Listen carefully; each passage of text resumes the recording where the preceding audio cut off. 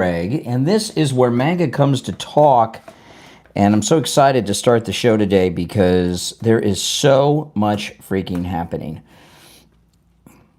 And we're going to cover a lot. You know, one of the things I'm going to cover is President Trump revealed his plan to end the Russian war with Ukraine, and it is so incredibly brilliant. I'm going to share that with you guys on the program today, and a bunch more. I mean, that story, just, I'm in shock that no one has picked up on this story. It just is blowing my mind. So President Trump drops the biggest story and no one wants to talk about it. Or maybe they just didn't hear it because they're so consumed with their Trump hate, right? So I'm going to share it with you, though, in just a few minutes. If you would like to call in, I am pinning the toll-free number in the live chat. You call that number. You can call me live on the air. I'm going to be showing a lot of video and playing audio sound bites. And to see the video and hear the audio sound bites, you have to go to my main stream, which is linked in the description of the video. So if you go to the video description, you can pick up my main stream right there, okay? All right.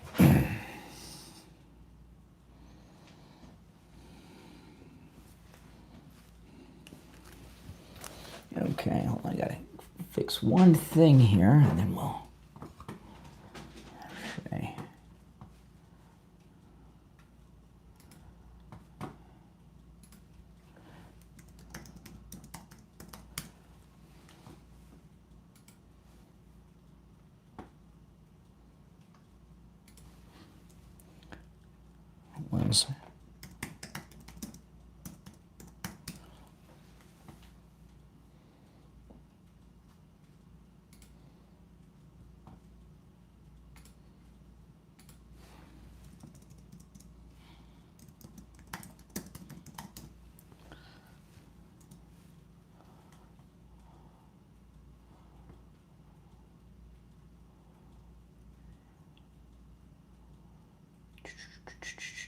Hold on one second.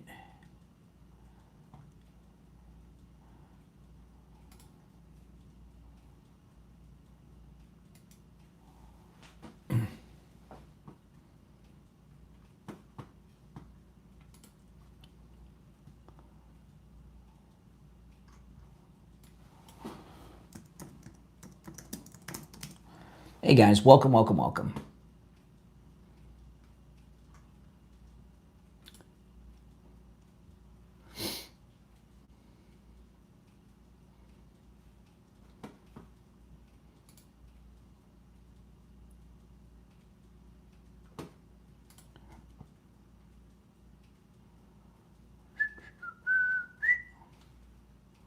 Okay, hold on, we'll go like that.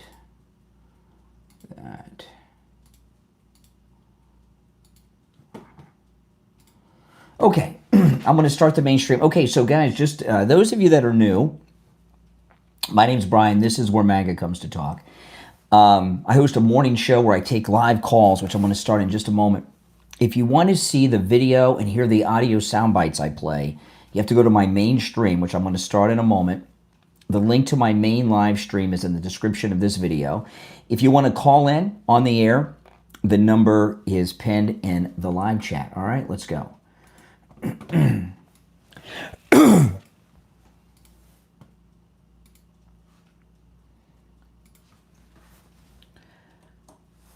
Welcome to the program, everyone. My name is Brian Craig, and this is where MAGA comes to talk, and I've got news for you. We got a lot to cover today. I'm going to cover a lot of things, including yesterday, one of the biggest stories yesterday with the president, other than ending his 8th war, of course. He announced yesterday how he's going to end his 9th war. That is the Ukraine-Russian war, or the Russian-Ukraine war, whichever one you want to call it. But he revealed yesterday in front of the world his plan to end the war between Russia and Ukraine, and no one is reporting that. I'm going to get to that in a little bit. And we have quite a bit more to cover on the program, too, and your calls. If you'd like to call in, the number is pinned in the live chat. Okay, President Trump is back home and at the White House, 2:45 a.m. Look at this. This is the president getting off of Marine One, walking down the steps towards the White House. Look at that, 2:45 a.m.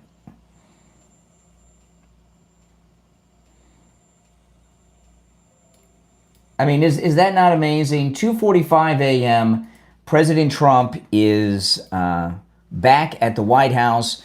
And, you know, he's just ended his 8th war, announced his plans to end the Russian-Ukraine war. Then he's back. And then today, he's going to be awarding Charlie Kirk, the late, great Charlie Kirk, the Presidential Medal of Freedom. This guy is such an inspiring figure. I mean, I can't sleep.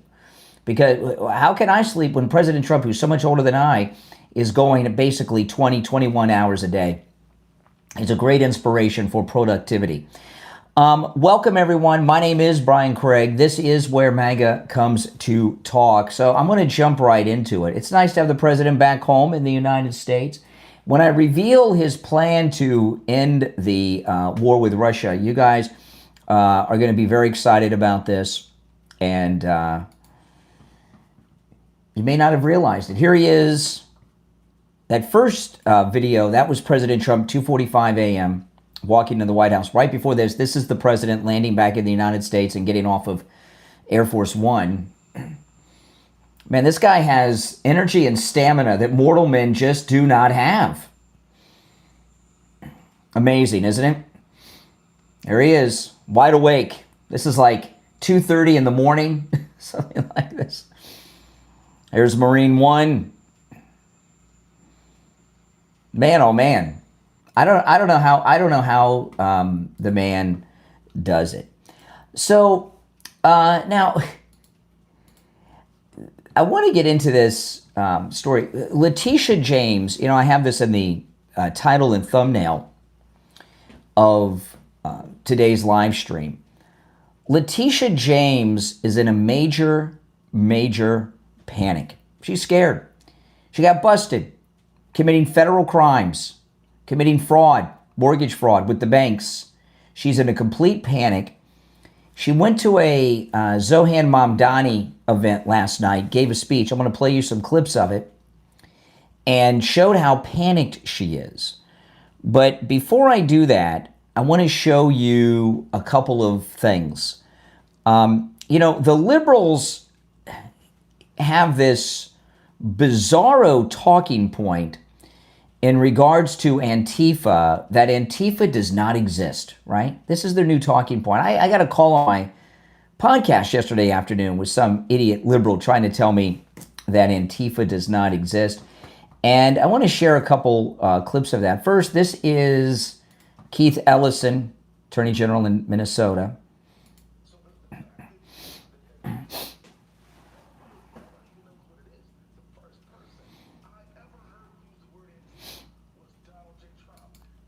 Okay, now, you know, he's acting like Antifa doesn't exist. He never heard of it. And then, of course, this photo that he posted of himself some time ago on, well, back in the days when it was Twitter, is a picture of him holding the Antifa book, Antifa, the Anti-Fascist Handbook.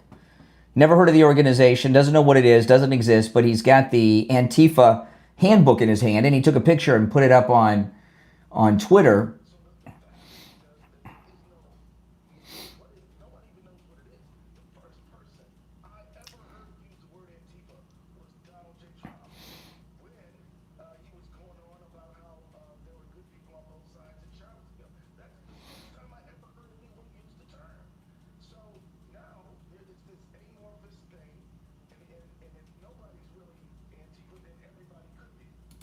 Okay, so, you know, that's, so he made a fool out of himself. And then this montage is going viral. I have this from Tom Elliott on X.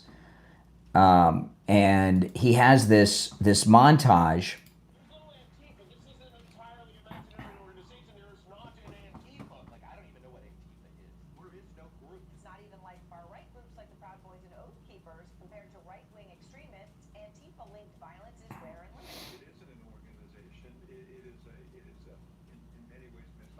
Yeah.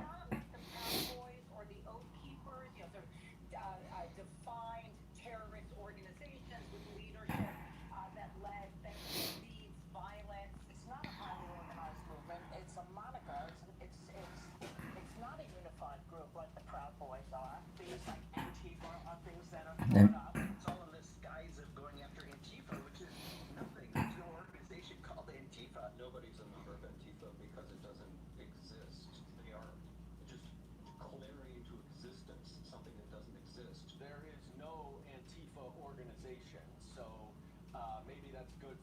Mm.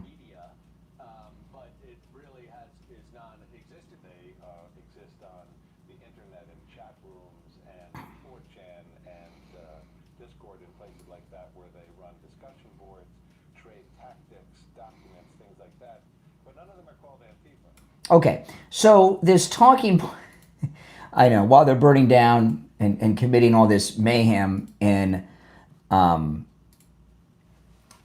Portland and elsewhere, they're trying to tell us that Antifa doesn't exist. Now, if you're watching on the live stream, where you see the green behind me, to see and hear all the audio and video that I share, you have to go to my main stream, which is linked in the description of that video. Click that, you can see and hear all the audio I play. So the reason I shared that last night, so yeah, Antifa doesn't exist. That's their new thing. And don't believe your lying eyes. The reason I share that is this. I'm going to play something for you. Last night, Zohan Mamdani had a campaign event in New York City. If you're on hold, stand by. We'll get to the phones in a bit. And the panicked Letitia James, her friends call her Big Tish, she was indicted last week by the Trump Justice Department for mortgage fraud. And she goes into a panic. She speaks at the Mamdani event, and she does something at this event that everyone's talking about. And I'm going to play some of this speech for you here. This is Big Tish, Letitia James, in a panic last night at the Mamdani event. You see that? That fist? You know what that is? That's the symbol of Antifa. The fist in the air over the head like that is the symbol of Antifa. So is Letitia James, is she Antifa? That's the symbol of it right there. I'm going to play some of the speech in a bit. Yeah, this organization that doesn't exist except in chat rooms and ideas and thoughts. I guess they have some type of clairvoyant powers where their thoughts can create all kinds of mayhem and throw bricks through the air and light things on fire and such. But no, she is doing the Antifa symbol right there, Letitia James. Is she calling on Antifa? All right, our number is toll-free 888-465-2631. Let's listen to what Letitia James has to say. There she is, the Antifa symbol.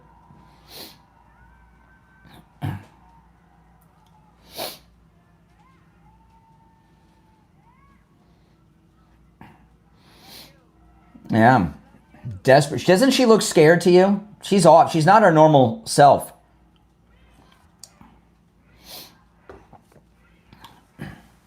We love Tish.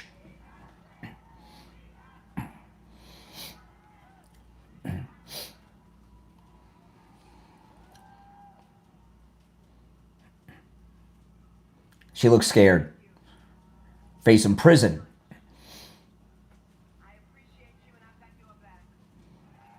Yes, she's got your back.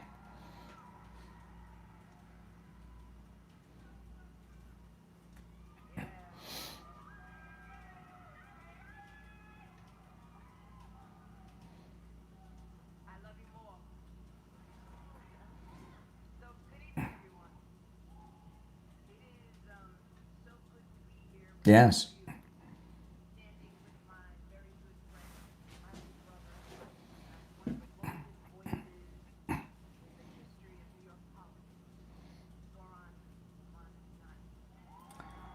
Really? What has he voiced? Legalizing prostitution? Nationalizing the food supply in the city? You know, making it a government grocery? What has he voiced that's so important?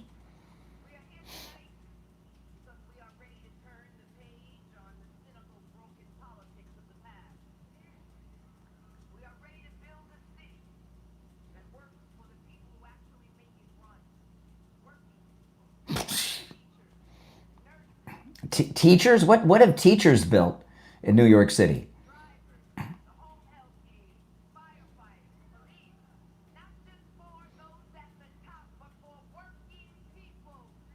Okay, so she's going full Antifa here. Let me pull up another clip.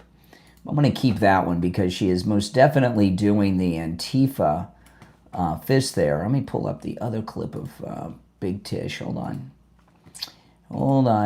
She was on a tear last night. Okay, here we go. Listen to this. Big Tish last night at the Mamdani event. And she does not look her normal self.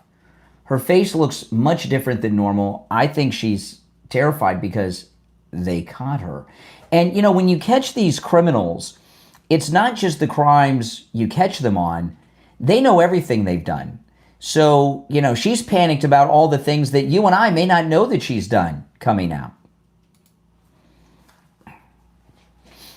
Oh, yes. Does she not look? There she is. The Antifa symbol again. See? A little closer. But you can see her face up close. It also looks a little bit like a Sieg Heil. Is that a Sieg Heil, putting her arm up in the air like that? Is that a Heil Hitler thing that she's doing? Right? Because I know, I remember once Elon waved at someone far away, and then they said he was doing the Hitler salute. So is she also doing the Hitler salute there? She's got her arm raised. Yeah, I don't know. It looks like it might be. Now, hold on, there was another clip I have of her. And see, this is the Antifa symbol right there. Others have used it, but that's the Antifa symbol, right? Yeah. So, and that's what she's doing. She's doing a Nazi salute. She's doing an Antifa salute. Yeah, that's Big Tish. Another clip of her that I want to show before we get into some other things. Hold on. Oh, was that the last one? All right. Let me see here. Okay, here we go. Here we go. All right. If you're on hold, stand by.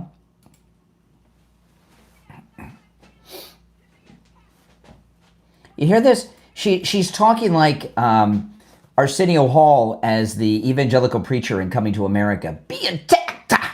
Be a tecta! You hear how she says it? Be a tecta! Yeah. Remember Arsenio Hall Coming to America?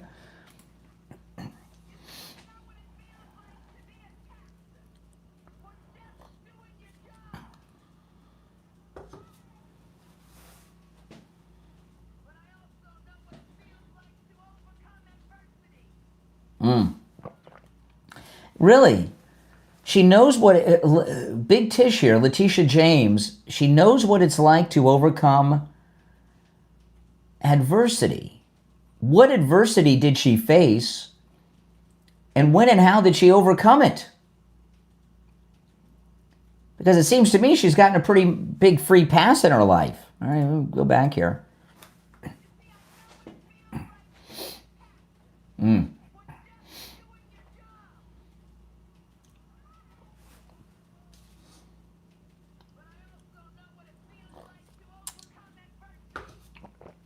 Wait, being attacked for doing her job? What job did she do that got her attacked? What did she do that was within the definition of her job at any time in her life that got her attacked?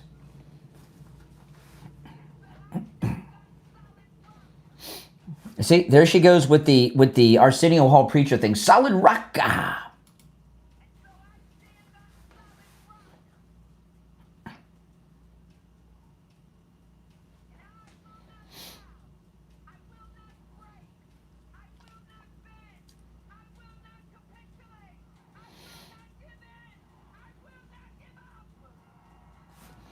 Now, do you hear that? Now, talking about how nervous she is. Do you hear this? When she says, "I will not give up," you hear this breath sound into the microphone. And what that is, she's having a panic attack. She's dealing with severe anxiety because she got caught.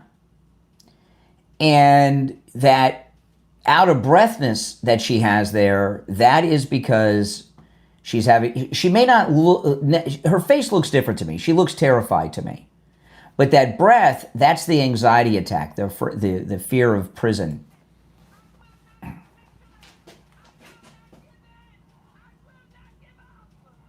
You hear that? You hear that noise? When she says, "I will not give up," listen.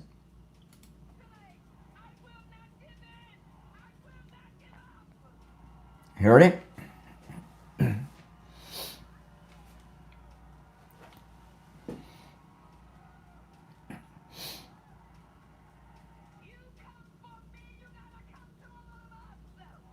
All of us, see, back to the Arsenio Hall Coming to America preacher.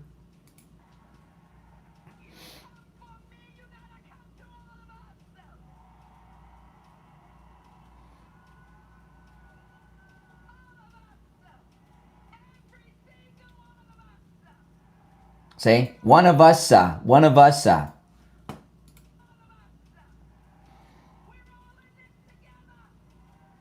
See the breath again? You hear the breath through the nose? Listen to the breath. She did it again. There. Hear it? Yeah. Yeah. So she's definitely panicked. Now, I got a question here. I want to look at okay. This sign, our time has come, Zoran for New York City. When you look at his name, what font is that? What font is that? Is that kind of like, is that like Islamic font? Like if you were doing, I don't know. What kind of font is that? It looks Islamic to me. Doesn't it to you? Like if you were, doing, yeah. Like if you were making a movie and you had signs in English, but you wanted it to look like it was in an Islamic area, would you use that kind of font with the color? I think it is. I think it is. But she most definitely is not herself and is in a major panic. Now, if you're new to the program, my name is Brian Craig. This is where MAGA comes to talk. And, a little more than a month ago, I expanded the morning show, as you noticed, because here we are. We're not even on the radio yet. I start early, run late. We turn it into a 4-hour show. Plus, if you catch my afternoon program and my weekend program, all of that is brought to you by the great Mike Lindell at MyPillow. And he is sponsoring everything that I am doing in this expansion. And last month was the first month. I did it a month before because I wanted to make sure that I could do it and maintain all this extra programming that I'm doing. So I didn't want to take on the sponsorship the first month until I knew I could do it. But he is sponsoring this expansion of everything I'm doing here. So for him to continue to do that, you've got to go to mypillow.com and use my promo code Kane at checkout, Kane, and load up on as many products as you can. I did have a meeting on Friday with Mike Lindell's team, and you guys, you made them very happy last month. So we got to keep it going. So they'll continue the sponsorship of the expansion of the program. So go to mypillow.com and use my promo code Kane at checkout, Kane. There's 3-in-1 sale going on right now. The 6-piece MyPillow towel set, they're $30 off, just $39.98. The limited edition premium MyPillows, just $17.98. The MyPillow bed sheets, just $29.88. I have all these products, and they're life-changing. They're life-changing. The towels are just, I've never had a proper towel before. I didn't realize that until I had the Mike Lindell MyPillow towels that actually absorb the water. Don't just spread it around on your body. And the pillows, the premium MyPillows have the Giza cotton cover on them. And they're just spectacular. Save $100 on the MyPillow, My Slippers. You can use my promo code Kane at checkout on all the specials at mypillow.com. And it's important for you guys to let Mike Lindell know that you support his sponsorship of the expansion of the program by going to mypillow.com and using my promo code Kane, Kane, at checkout. I mean, look at this, $39.98 for the MyPillow My Slippers. You're saving $110, actually. It's even bigger. The MyPillow My Cross, what a great Christmas present this would be. 50% off. They have a version for men and a version for women. This is the male version for men that Mike Lindell himself wears. 50% off the My Cross necklace with the promo code Kane at checkout, Kane. And again, you can use my promo code Kane on all the specials at mypillow.com. Let Mike Lindell know, and free shipping on orders that are $100 or more. Let Mike Lindell know that you're supporting the program by using my promo code Kane, Kane. All right, now, yesterday, and you guys, what do you think about Letitia James? Does she look panicked? Is that fist, that is the Antifa fist, and then when she, is she calling on Antifa to back her? I know some people may say, well, that's the Black Power. The Black Power, no, it's the Antifa. It was Antifa first, and they took it from Antifa, the anti-fascist. They took it from that, and that's what it is, and that's what it is now, because you see that symbol, the fist symbol, quite often with the Antifa people in Portland and around the country where they show up with Antifa signs. You often see them with the logo that has that Letitia James fist in it. And the look on her face, she does not look like she's smooth sailing here. She's afraid of going to prison because she got caught. She knows she got caught, and she knows about all the other things she's done that we may not even know about yet. The prosecutors may not even know about yet, but she's terrified. And, if she would have just done her job properly and not weaponized the New York Attorney General's office, she would have gotten away with these crimes for the rest of her life. No one would have ever looked into or prosecuted her for these crimes if she just would have done her job legally and not weaponized the Attorney General's office of New York and gone after Trump on these trumped up charges. All right, the number is toll free if you want to call in, 888-465-2631, 888-465-2631. If you're watching live, the number's pinned in the live chat. You're on the air. What's your name? Where are you calling from? This is Mike from Louisiana. Hey, Mike, what's up? You look at not just her breathing, not just James's breathing, but you look at her body language. Yeah. And you go back, compare her body language to the body language she had as she was running for the office and I'm going to go after Trump and all that stuff. Yeah. There is no confidence there. Yeah. None whatsoever. I mean, she's blustering on, but she has to know, I'm going to fight this indictment. Okay, Trump can send this is an interstate thing. This is a federal case. Trump can send the U.S. Marshals out and get her. Mm-hmm. So there is no, like I said, no confidence in body language. Yeah. Bad body language. Well, the way that she's out of breath, that's to me a sign of a panic attack. I'm a public speaker. I know what it's like. I go through stuff in my life. I see people go through things in their life, on the air. Hold on, let me pause it. And I know what it sounds like and looks like when someone's having a panic attack as a public speaker. I've seen it with friends of mine. I've gone through things in my life when I've had issues, and I'm like, and you guys may not be able to tell, but I can tell by looking at myself that, this thing was going on in my life. And the way Letitia is acting during this whole thing, she is freaking out and very desperate. Absolutely. And think about this now.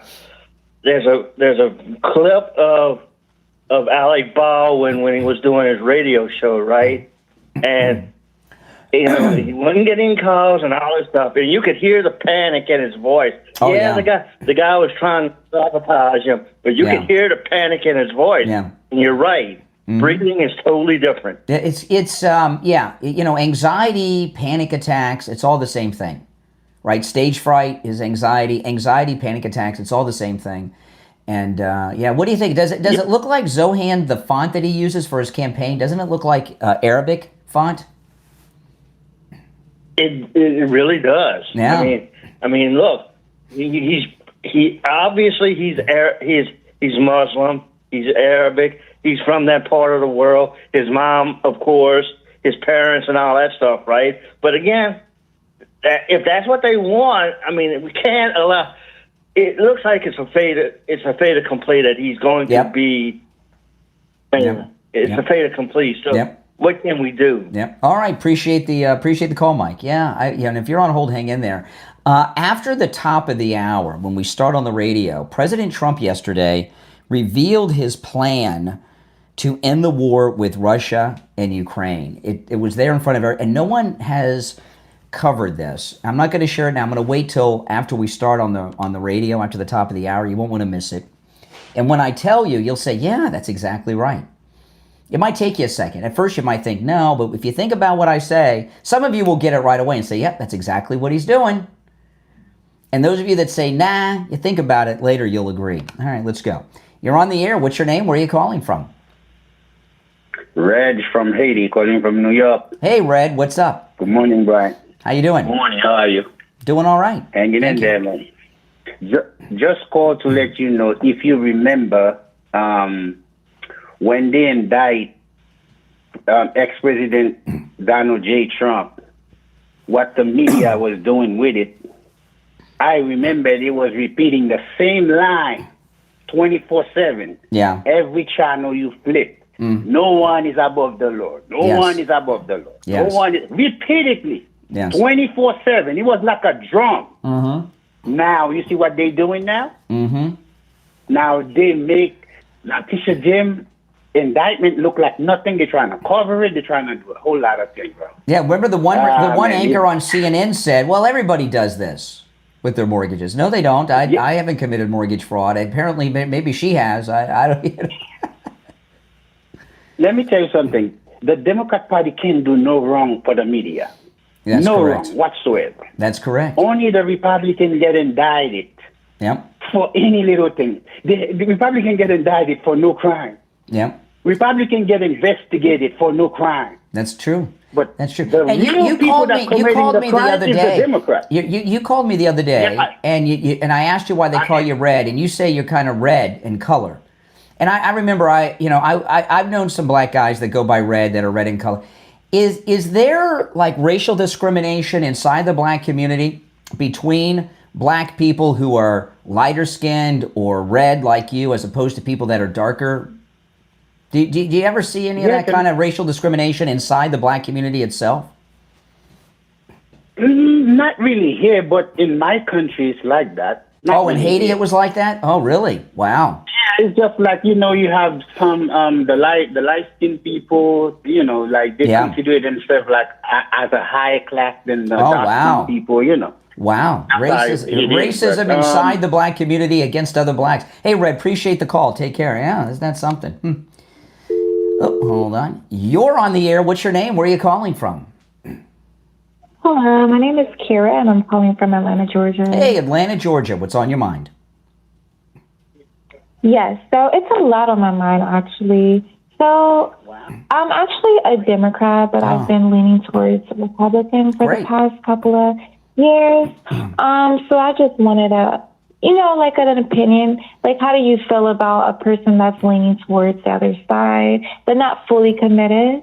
Well, why are you not fully committed? What's holding you back? What's holding me back is like the things about women when it comes to Republicans, like really? Like things when it comes to like what? How do you explain it? Like abortion and it's a lot when it comes to Republicans. When it comes to women, I think they're kind of old school. What is an old? President Trump is the leader of the Republican Party. Give an example of something President Trump has said or done as president that is anti-woman. Well, let me tell you, I can give you an example of who he chose as a vice president. J.D. Vance? And that I do not agree. J.D. Vance? Yes. What about J.D. Vance? Mm-hmm. So J.D. Vance has said multiple times that if a woman is not having babies, they're not useful. He has said multiple times about women that choose to have an abortion.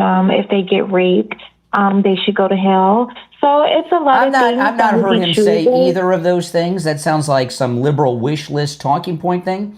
But abortion seems near and dear to your heart. Why is abortion? Because you keep going back to that. Why is that your number one issue? That's not my number one issue. No, you've mentioned it more than once. I mean, how old are you? Well, I'm 26 years old. 26. Okay. Have you ever had an abortion? I have not, no. Okay, but you want to have it as a backup in case you get knocked up by some hookup that you don't want to have the baby of? Is that it? I mean, what's your... Well, God forbid I get raped one day. I didn't say raped. To have an abortion. I didn't say raped.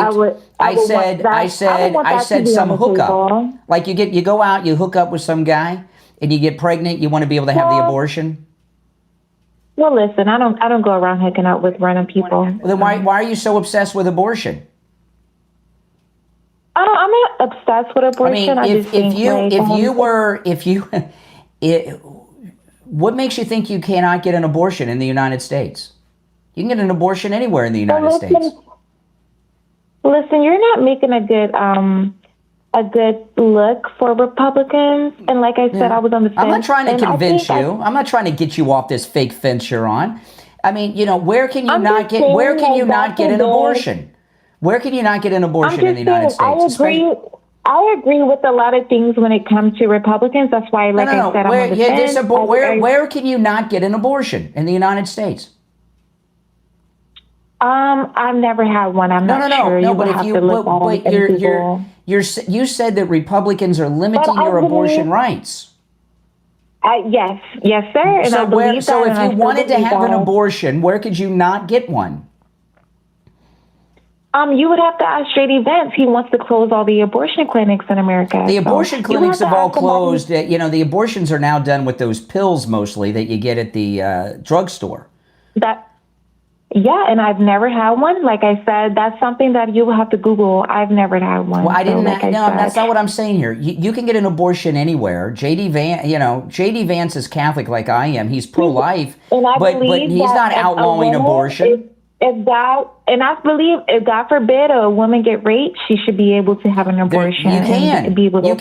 There's nowhere where you cannot have an abortion if you've been raped. You can still have an abortion. They're trying to stop that. Do you not understand? They're trying to stop that?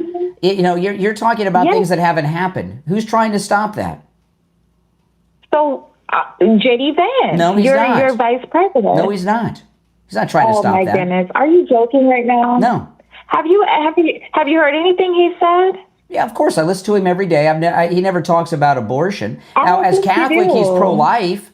But no, even with the overturning of Roe v. Wade, and there's still these rape exceptions. Now, I don't believe that you should get an abortion then either. Huh? But I believe that it should be a woman's choice. It's her body. It should be a woman's choice. It should be a woman's choice. Hold on a second. There's nowhere in this country, if you are a rape victim, what happens when they're trying? Do you not understand? They're trying to stop that. That's the problem. You live in this future world that doesn't exist right now in America. If you get raped, if you're going to be alive tomorrow, the future is this. Correct. If you are raped, you go to the hospital. They give you that pill right there, even if they don't know you're pregnant. No, it doesn't work like that. You have to go to the actual. It does work that way. No, you just say I've been raped. They give you a pill. It doesn't work like that. Yes, it does. You have to actually sign up. No. You have a vagina? Because last time I checked, I don't believe you do. No, you have to actually. You have to have a vagina to know about how abortion laws work. Since when? You do not, but it seems like you don't. So I think. Well, you know what? My preferred pronoun today is she and her. So I'm a woman now. Okay, because you liberals say I could just be a woman if I declare it. So now I'm a woman. So is my opinion valid now? Like I said, I just changed my pronouns to she and her. Can I render an opinion on abortion now? Absolutely. Okay, I'm against it.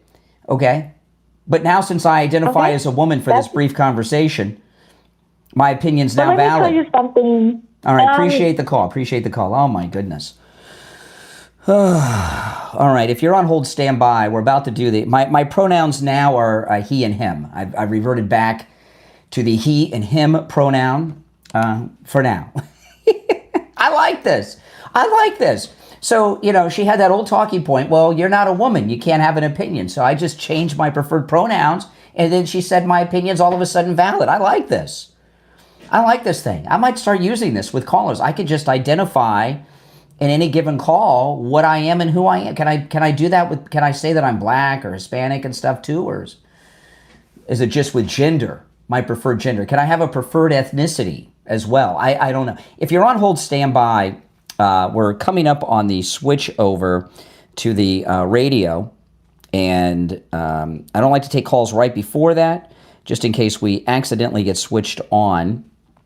But so if you're on hold, stand by. Oh, man, I like that. That's a new tactic. I wish Rush was alive to hear that. I bet you Rush would pick up on that. Oh, man. Let me ask you something, guys. Does anyone know if Rush Limbaugh's radio archive is available somewhere? I had an idea. I was thinking about getting an iPod and just downloading all of Rush's shows on an iPod. I was thinking about doing that. Wouldn't that be a cool thing? I don't know. Are his radio shows available for download somewhere?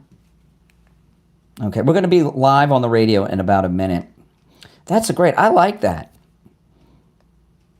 Okay, we are going to be live on the radio in just over a minute. So if you're on hold, stand by. Oh my goodness. Yeah, I like this. I can identify as whatever I want at any particular time. That was awesome. See, I had a cup of coffee before I left the house this morning. So I'm a little more awake than I normally would be at this point in the program. If you're new, my name's Brian. This is where MAGA comes to talk. I host a morning radio show and morning drive here in Florida, and we're about 40 seconds away from being live on the radio. This has been the pre-show. I'll continue, and if you're on hold, hang in there. Now just remember, from this point forward, no profanity. No profanity. I have to do an intro when we come on the air in 30 seconds. That was awesome. I really like that.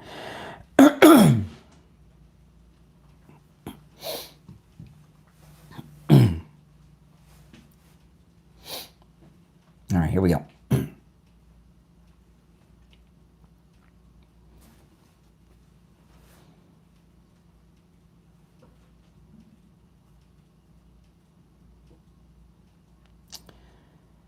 Welcome to the program, everyone. It is Tuesday morning already. The week is flying by, this great week of MAGA winning. My name is Brian Craig.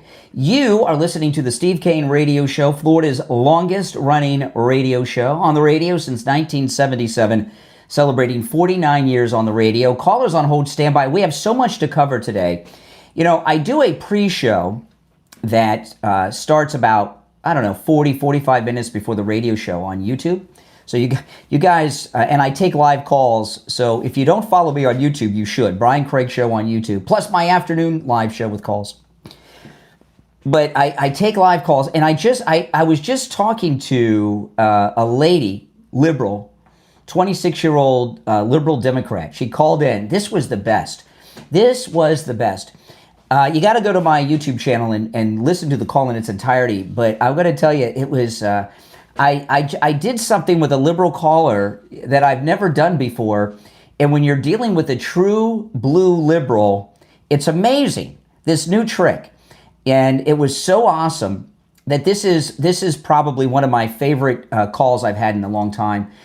So she calls in with this fake thing that she's a Democrat that's leaning right now. She's on the fence, and she wants me to convince her to be a Republican. And we're talking, I'm not going to convince this fake fence sitter, but these narcissistic Gen Zers, they love people to try to convince them of things. But she mentioned abortion a few times, and this was her primary issue. So we're talking about abortion. I gave her my opinion on abortion, and she says, well, you don't have a vagina, so you can't, give an opinion on abortion. And I said, well, wait a minute. I said, right now, for the purposes of this call, I now identify as a woman, and for the purposes of this phone call, my preferred pronouns are now she and her, right? So I changed my pronouns from he and him to she and her. And I said, now that my preferred pronouns are she and her, is my opinion on abortion valid now? And she said, yes. I transformed into a woman live in this call. Now, after the call, I did change back to my birth pronouns of he and him. So this was so freaking awesome. And that's really cool. That is such a cool thing. So for the purposes of that call, you got to go and listen to the call. It's hilarious, and it's a cool thing. Now, I have a question, because I might use this in the future. Oh, man. Okay, that's so exciting to be able to do this, you know. Is that only for gender?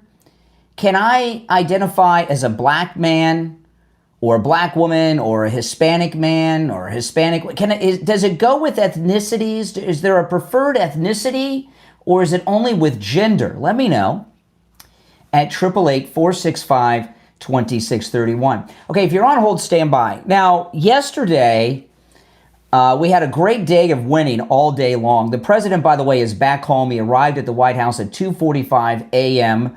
So, and it's great weather outside because President Trump's back in America. And it was a great day of winning yesterday, a great day of winning. And President Trump yesterday, he ended his 8th war. When he became president, there were 9 wars in the world.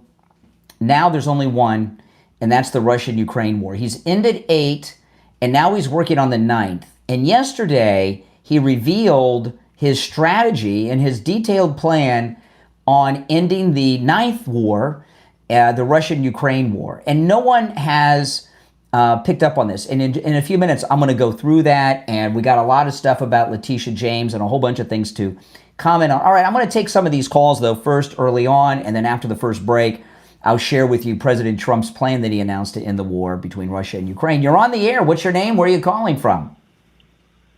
Brian, good morning. Good morning. How are you? What's your name? Where are you calling from? It's the truth from Alberta, Canada. Hey, Alberta. What's up? Hey, man. I just want to say that 26-year-old, he doesn't understand that abortion is actually murder. Okay? And what Donald Trump did yesterday was absolutely historical, amazing. Yes. And we need Trump here. Well, you know, yesterday, what we saw with President Trump yesterday, you have Trump. President Trump yesterday was elevated to a new position. He's no longer just the president of the United States. He's now the president of the world. Right. He's the president of the world now. And he made a funny joke with your prime minister yesterday, Carney. Yes. He mistakenly referred to Prime Minister Carney as President Carney, and he's like, "Oh, thanks for the promotion to president." He's like, "Well, at least I didn't call you governor." You know, I made a little joke. But President Trump has been elevated to president of the world, and this is what I mean. Something happened yesterday. I was watching this on TV, and it blew my mind. I've never seen this before.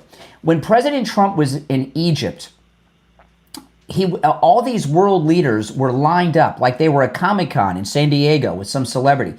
All these big, powerful world leaders lined up to take a selfie with President Trump, one by one.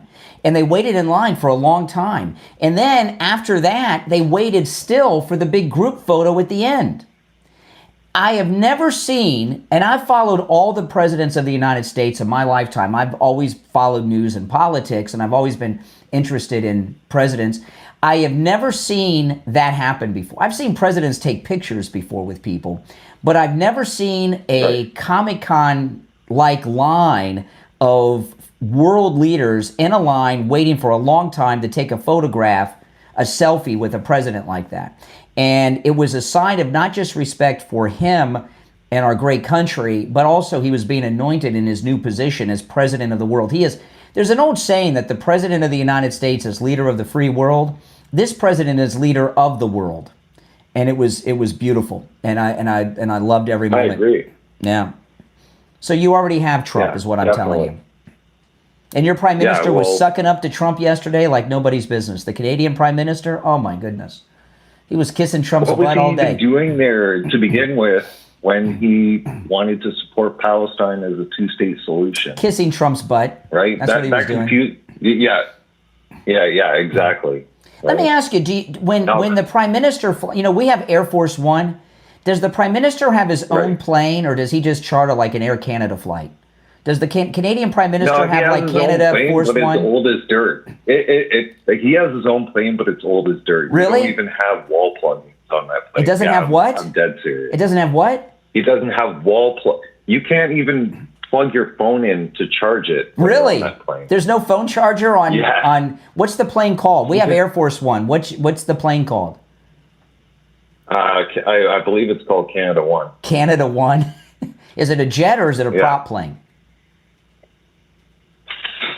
So what are all these people doing with their laptops and phones on the flight to Egypt?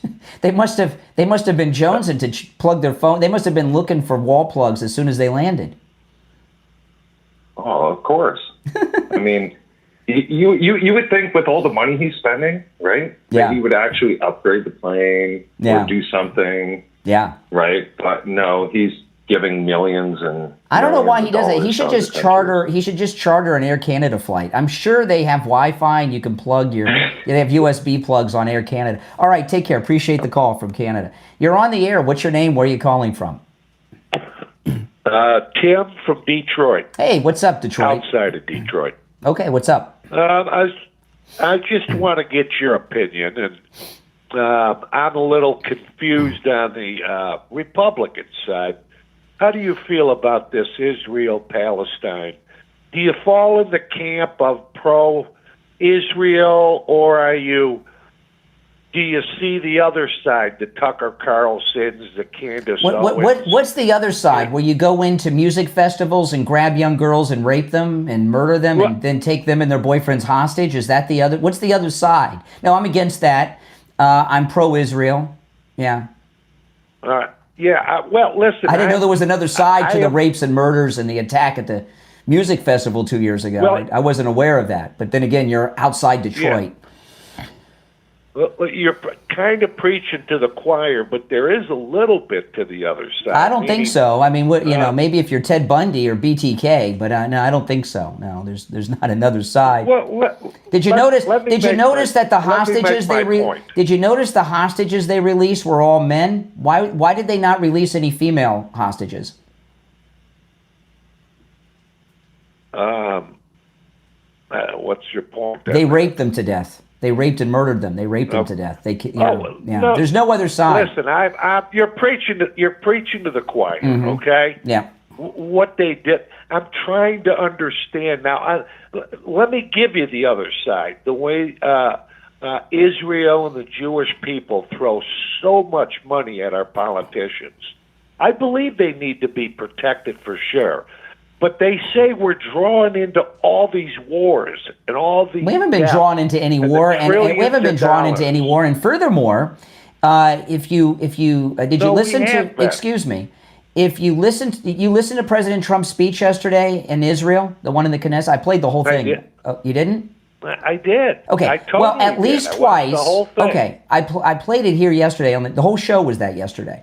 At least twice. Maybe just once, but I think it was at least twice. He had mentioned that Netanyahu didn't want this peace deal. He had to force Israel into it. So if what's the name of the Jewish lobby again? I forgot their name. And AIPAC. AIPAC. Yeah, I knew you'd know. I knew it. I knew you'd know. So those of you that are obsessed with AIPAC and Jewish control of the politicians, if this country is controlled by Israel and the Jews. Explain to me how Trump went against what Israel wanted. Israel wanted to wipe out Gaza, annex it back to Israel. They did not want this deal. He went against them. Sorry. That's why the deal worked. Oh, so the United States, the president, and our politicians are not controlled by Israel and the Jews because they went against what Israel. Trump, all right. Trump oh my goodness. There he goes. Boom, boom, woo, woo, woo. All right. If you're on hold, stand by. We'll take our first break of the hour. When we come back, I'll share with you President Trump yesterday revealed how he's going to end the war with Russia and Ukraine. It's pretty brilliant. No one's picked up on this. I'm going to share with you after the break. And also, we got some big stuff on Letitia James and a whole bunch more. Our number is toll-free, 888-465-2631, 888-465-2631. I want to ask you this. Do you or someone you know suffer from neuropathy? Then listen up. Neuropathy is living torture, right? The symptoms make life really unbearable. Numbness, pain, burning, tingling in the hands and feet, muscle weakness, dizziness, muscle twitching, the feeling of pins and needles in the hands and feet. No feeling at all. You could have multiple symptoms at once. You can have them in rotation, like musical selection on the radio. It's god awful.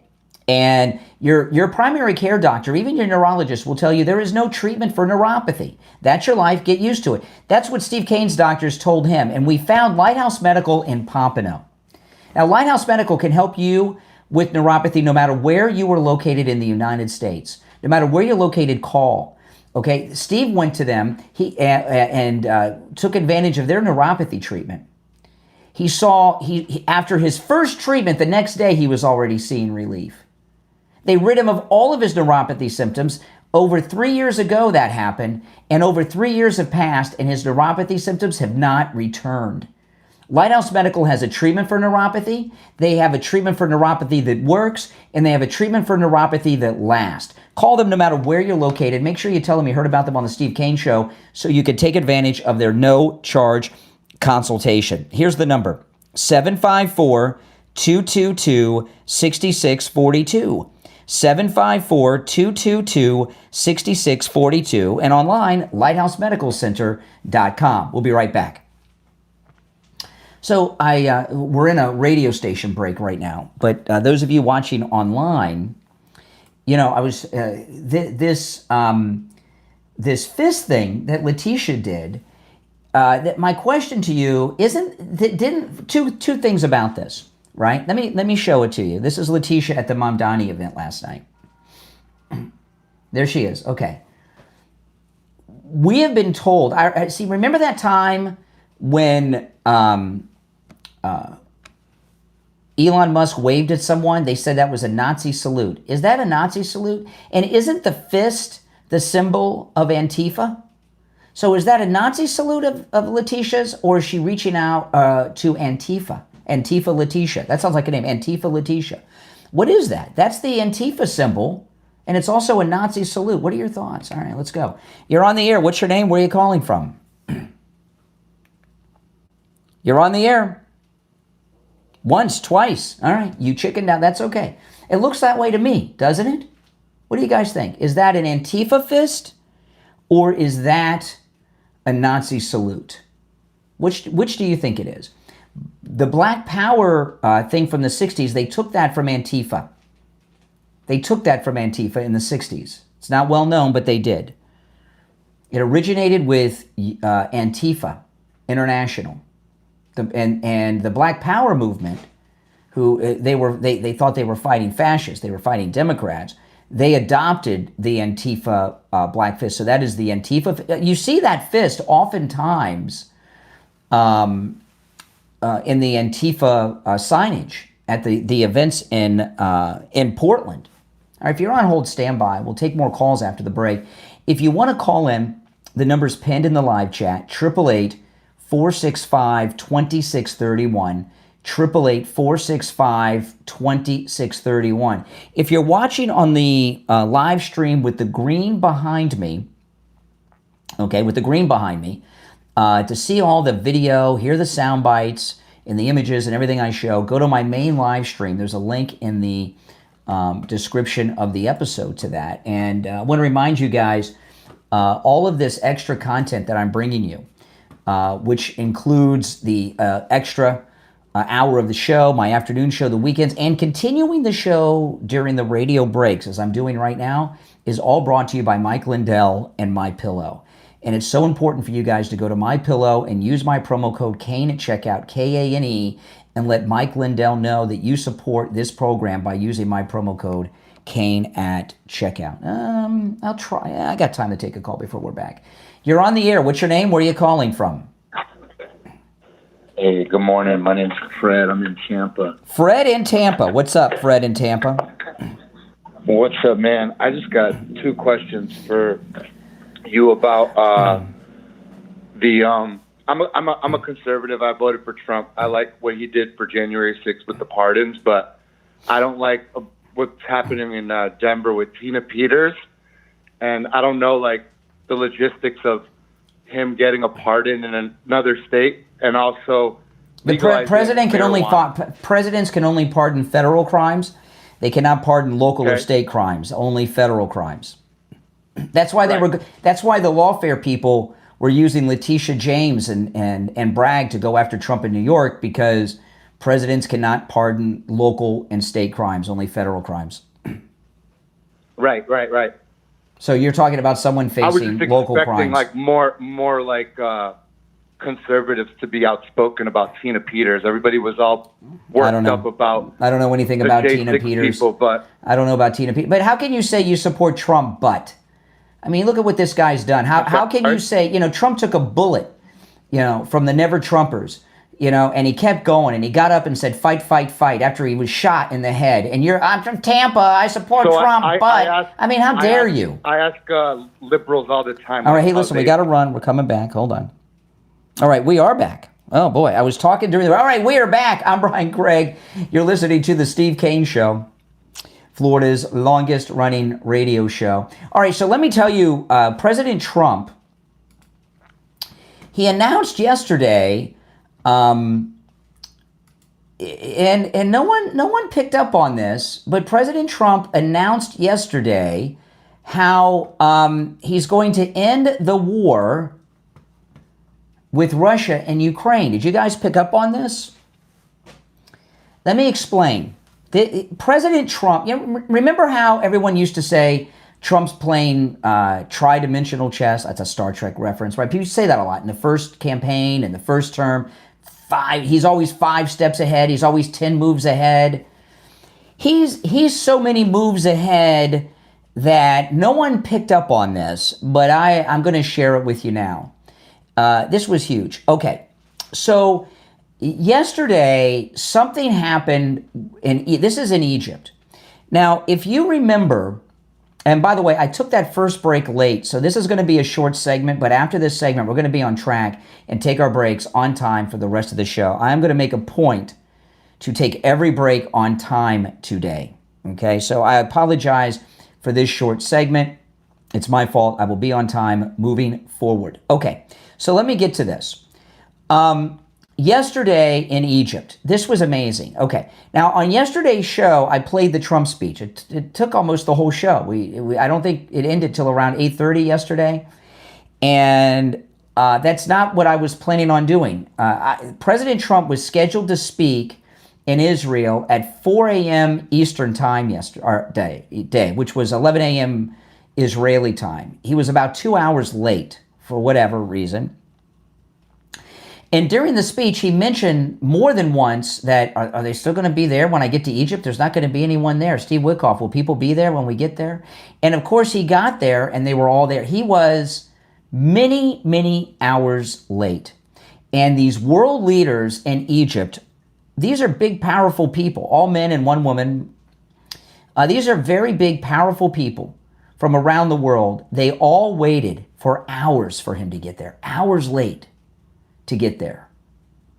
Then I'm watching, and this was something I had never seen before. He started taking selfies with the world leaders. The world leaders lined up and waited for a long, long time to get a one-on-one photograph with President Trump. The way I described it to a caller earlier, it was like a line at Comic-Con for a celebrity. These are big, powerful people. And they were all these world leaders were in, they waited for hours and I'll explain how this has to do with the Russia-Ukraine war. Maybe you can figure it out while I'm explaining this, because it's so obvious what Trump's plan to end the Russian-Ukraine war is. And many of these leaders are Middle Eastern leaders, not all of them, but a lot of them. So these world leaders waited around for hours and hours for Trump to show up late. Then they wait in line for hours longer in that photo op line to take an individual picture with the president. Then when that was over, each one, when they took their one-on-one photograph, their selfie with the president, then they waited again for more hours for the group photo. Did you see that? I have followed every president of my lifetime. I've always had an interest in the presidency. Have you ever seen that happen before? I'm not talking about a president taking pictures.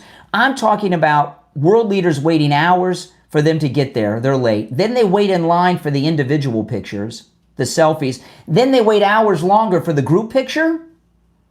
That's never happened before. And I told you this would be a short segment. I'm going to take every break on time. This will be the only short segment today. I got my clock right here. We're going to take this bottom of the hour break on time. When we get back, I'll tell you how Trump's ending the war and how he announced it yesterday. It's the Steve Kane Show. I'm Brian, back after this. Yeah. Have any of you, we're clear now, we're in a radio station break right now. Have any of you ever seen a president of the United States have a thing like that with world leaders? This is this video here, this image you're watching, this is the president, 2:45 a.m., getting off of Marine One at the White House. 2:45 a.m. this morning. I don't know how he does it. How does he do it? How does he do it? Nothing like that's ever happened before. Now, have any of you picked up on what Trump's plan is to end the war with Russia and Ukraine? Any of you pick up on it?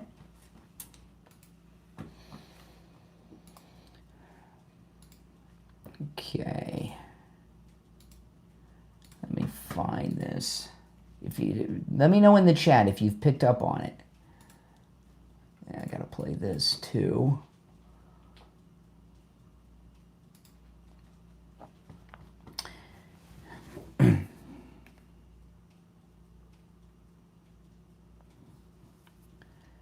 Now, if you're 65 years of age or older, it is Medicare open enrollment period. This is the only time of year that you could make changes to your Medicare policy. Call Chapter. They cover all 50 states. No matter where you are in the United States, you can get free help with your Medicare. You call the number on the screen, 805-754-3033.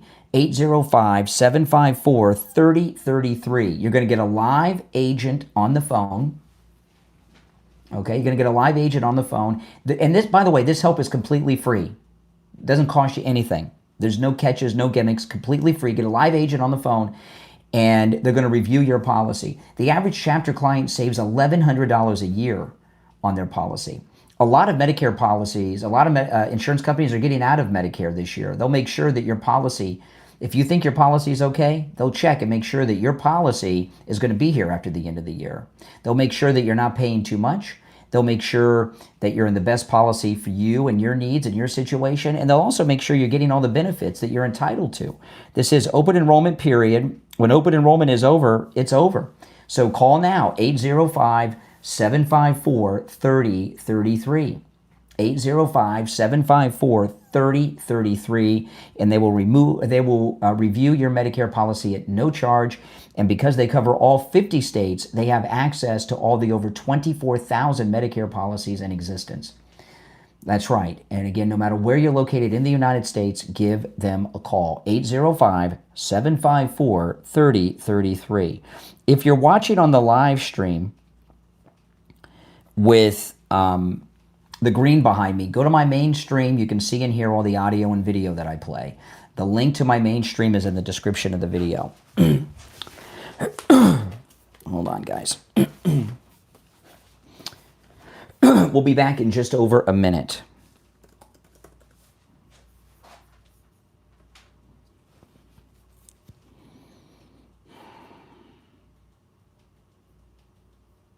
All right, just over a minute. We'll be back. Just got to check a couple things. Make sure you like the video too, guys. That helps so much.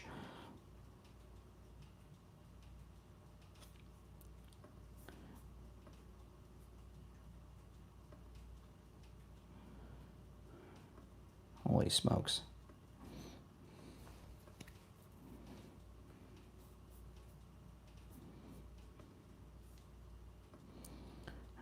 Okay, less than a minute.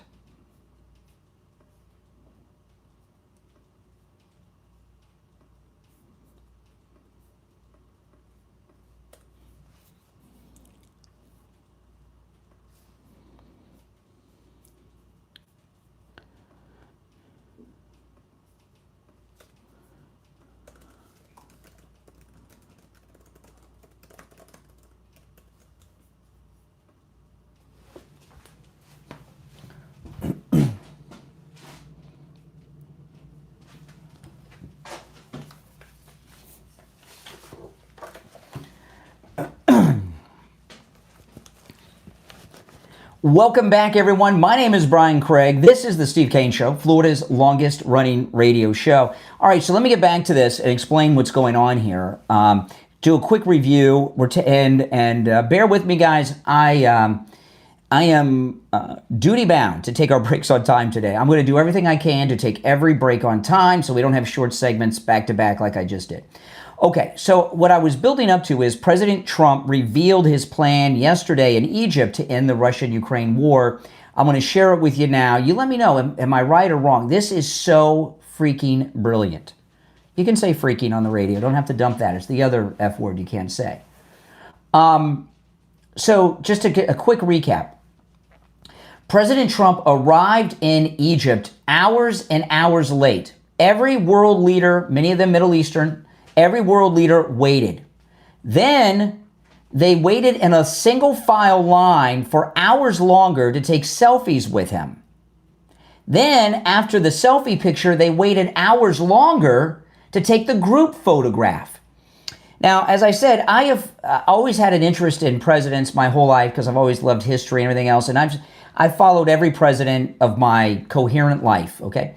I've never seen that happen. I've seen presidents take photos, but I've never seen these are big, important, powerful people, and they're not all third world. Some of them are first world leaders.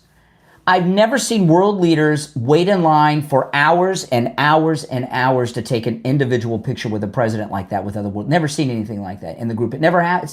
Because it's never happened before. And I told a caller earlier, that a guy called me from Canada, conservative guy from Canada. He's like, I wish we had Trump here.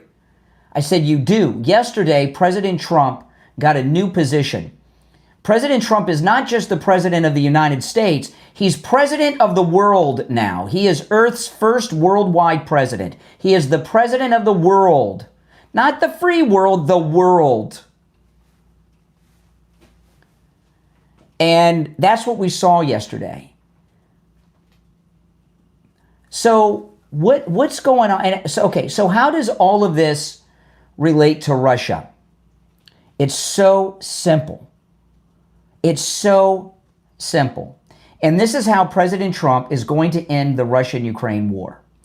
We already have all these embargoes on Russia.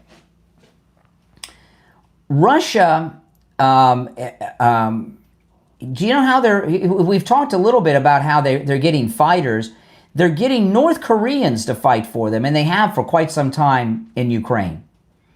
A lot of the Russian soldiers are North Korean. North Korea is, of course, a satellite state of China. China is funding the entire Russian war effort with a couple of things. One is helping them with equipment and soldiers from North Korea. But Russia has oil that most countries will not buy from, except China. China, the reason we have all this green crap being pushed in EVs on us over these years, it's all from China. China owns the Democrats, and that's where all this green crap came from. China, as big as they are, and they have resources. They don't have oil. They're a country without oil. And you need oil, right? So they've been pushing all this green crap and EVs on us through the buying off of liberals around the world and the Democrats, because they don't want us. They want to weaken the power of oil. They want, they make the parts and everything. And remember, Biden gave them the largest lithium deposits in the world when he gave them Afghanistan, China. And China has been buying the Russian oil. They need oil, and they've been buying the Russian oil. And that's how Putin has been able to keep this war going and survive against all these embargoes against them, is because China's buying their oil. So with President Trump now, he's friends with all of OPEC, except Venezuela. He's friends with the Arab world. He's going to make a deal with China that OPEC is going to supply them with oil. Not to buy it from Russia. He's going to get China to stop buying oil from Russia and buy it from OPEC. And that's going to bring Putin to his knees. And that's how President Trump is going to end his 9th war. All of his friends in OPEC now, the ones that waited for him for hours to arrive in Egypt, and then waited for him hours longer to take the selfie, and then waited hours longer again for the group photo. That's what President Trump is going to do. He's going to make a deal with China, stop buying Russian oil. We're going to get you good deals from OPEC. I got it all set up, and Putin will collapse. That's it. That's how he's going to end the war, his 9th war. When he became president, there were 9 wars in the world. Now there's only 1, and he's going to end that one too. And that is how he's going to do it. You're on the air. What's your name? Where are you calling from? Doc from Texas. Hey, Texas. What's on your mind? Hi, good morning. How are you? All right. Hey, I wanted two things. I'm going to let you go. The first thing is this: yesterday with the peace deal that they all got together and got done. I just hope it holds. Yeah, I know. Well, you're a liberal alone, because most liberals are hoping that it doesn't hold. I'll just hope it holds, because I just hope it holds. Okay, what was your second thing? Okay, the second thing is about Letitia James. Yes. Letitia James. I just let it all play out in court, because, like I told you last week, Trump went after them because he was being vindictive, and that's just it. What? And, it's revenge. Revenge. Okay, now this is interesting. What is revenge? Revenge is, say like you did something to me. So say you allegedly you say you did something to me. Correct. And I'm okay. Yeah, and then you're getting even. Then you're getting revenge. Someone has done you wrong, and you're going to get back at them. That's revenge. So you admit that Letitia James did something wrong. No, I didn't. I didn't say that. Did. You didn't think too far ahead. Yes, you did. Yes, you did. No, I didn't. Yes, you did. No, you didn't. No, I didn't. Yeah, you did. No, I didn't. Yeah, you did. Yeah, I did. No, I didn't. No, I didn't. Hey, brother, you have a good day. Yeah, no, you have a good day. You're not going to let me go. I let you go. He thinks he lets me go. I know, I let you go. Oh man, if you're on hold, stand by. There was another. I'm going to play coming up.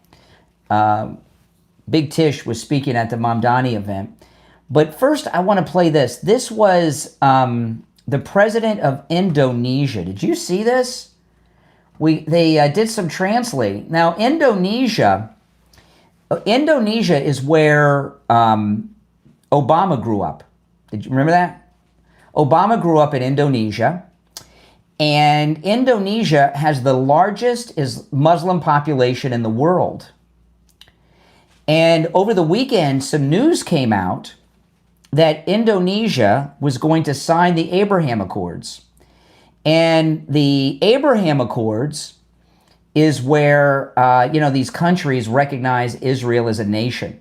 So one of the world leaders that waited in line for hours and hours and hours to take a selfie with President Trump and all of that, we got a little bit of a hot mic moment, and the lip readers got out, and this was a terrifying conversation. This is the president of Indonesia begging President Trump for help when he got up there to take his photograph with the president. Listen.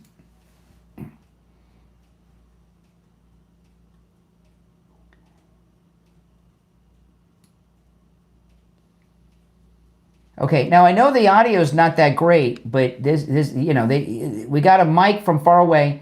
The president of Indonesia says to President Trump that he is not safe in his country. He just said he's not safe in Indonesia. This is the president of Indonesia talking to the president of the United States, the president of the world, President Trump. He's saying that he is not safe in the country that he leads, Indonesia. We can't hear what Trump says. And then he says, the president of Indonesia, he says, I am not safe in Indonesia. I'm the president of Indonesia. I'm not safe in Indonesia. President Trump says something that's not audible.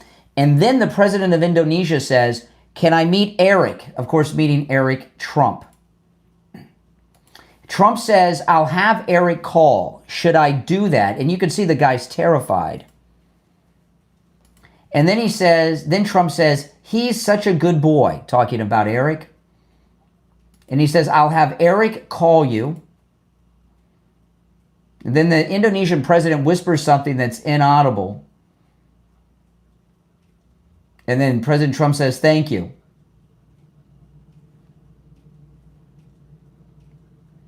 So then the Indonesian president tells him he's not safe. He's looking for a safer place, a better place where he's safe, but he's not safe in his country that he leads. He's scared to death.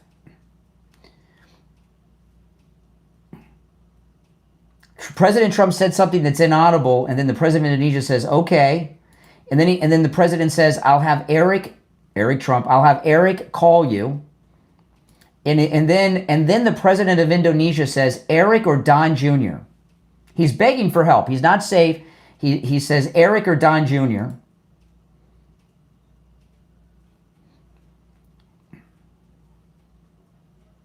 And then he says, thank you to the president. Thank you. He says he'll have them call. Thank you. Wow, I mean, that was crazy. Talk about transparent administration. Now, we're in a new place now, seeing things we've never seen before. I want to talk about Dr. Philip Appleton and his robotic laser away pain treatment. And there's someone I know, someone in my family, who was having back problems, and they would not. They're out of town. They're an out-of-town person, but I was trying to get them to come here to see Dr. Appleton for his robotic leg, and they wouldn't listen to me. And they went and had back surgery. And they had back surgery a little while ago, and I heard from them over the weekend for the first time since the back surgery, right? And, of course, I asked the question, how's your back? They're in more pain now than before the surgery. They're in more pain now than before they had the back. They had a surgery for pain. They're in more pain now. The surgeries, they've supposedly recovered. It's not like the day after. It was weeks ago. They're in more pain now than since the surgery. And they're talking about going back to the doctor. And I said, why would you go back to that doctor? You went to him for pain. He cut you open, did surgery. You're in more pain than before, and you're going to go back to that quack? And this is the thing. Now, again, I am not a doctor, and I do not give medical advice. However, I give you my life experience, right? Dr. Appleton's rid me of pain 7 times. It started over 3 years ago. The first time he relieved me of pain with his robotic laser away pain treatment. None of the pains have returned. I imagine, what would my life be like? I'd have all these pains. I'd be miserable. I'd be miserable. I'll tell you that. I'd be in a lot of pain. I wouldn't be productive. Not nearly as much as I am. But anyway, I have known in my day, so many people, mostly men, that have had all kinds of surgeries for pain. The back pain, shoulder pain, knee pain's a big one. People go in and they have all these surgeries for pain. And every time, before I knew Dr. Appleton, I would ask people, I'd see them, well, how's your knee? How's your shoulder? How's your back now? Oh, I'm still in pain or more pain, but I've got my second surgery scheduled. Second surgery? Why the heck would you do that? If the first surgery didn't rid you of pain, why would you go? If you have been told you need surgery for pain, if you have a surgery scheduled, if you're thinking of getting surgery, go see Dr. Appleton. The consultation with Dr. Appleton is free. Appointments are necessary. Walk-ins are welcome even on Saturdays. Before you have that surgery, go see Dr. Appleton. Take advantage of his no-charge free consultation. He'll tell you about the robotic laser, how it works, what he can do for you. Get the treatment. What do you got to lose other than your pain? It's crazy. And I'm really mad at this person in my family who just wouldn't come down here and get the robotic laser treatment. And you know what? They're regretting it. They told I should have listened to you. Give Dr. Appleton a call. We do have listeners that travel from all over the United States to see Dr. Appleton here in South Florida. His number is 954-973-0710. If you have x-rays and scans, bring them with you. He'll gladly look them over. 954-973-0710. 954-973-0710. And online, AppletonCairo.com. We'll be right back. If you're on hold, stand by. Stand by. All right, we got to get to Big Tish when we get back here. That was crazy with the Indonesian president. If you're on hold, stand by.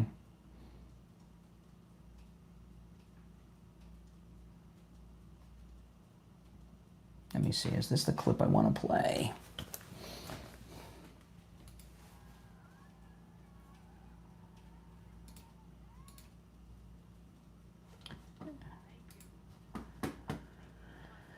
Hold on.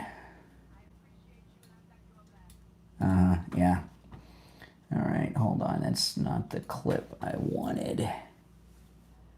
I'm going to show you.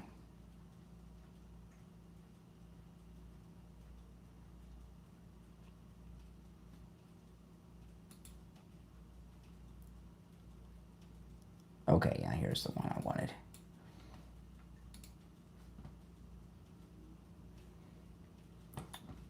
Okay.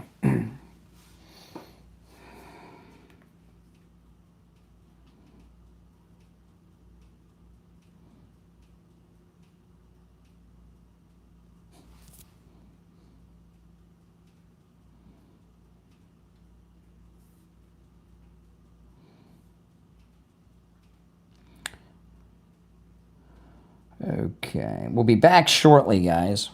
If you're new, make sure you subscribe. And by the way, those of you that are watching on the live stream with the green behind me, if you go to my main stream, you can see and hear all the audio and video I share, and the link to my main stream is in the description of the video. Hold on. Okay.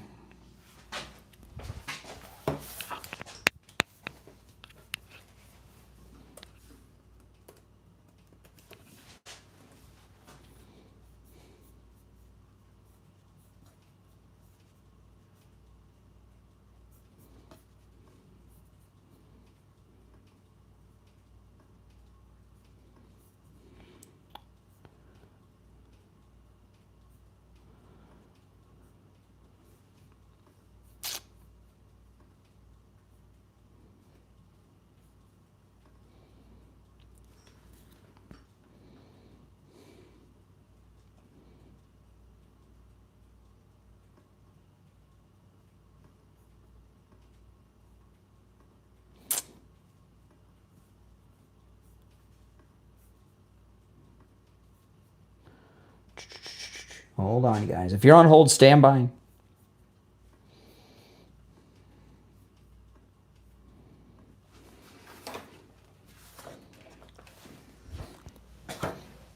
I'm just getting some things together.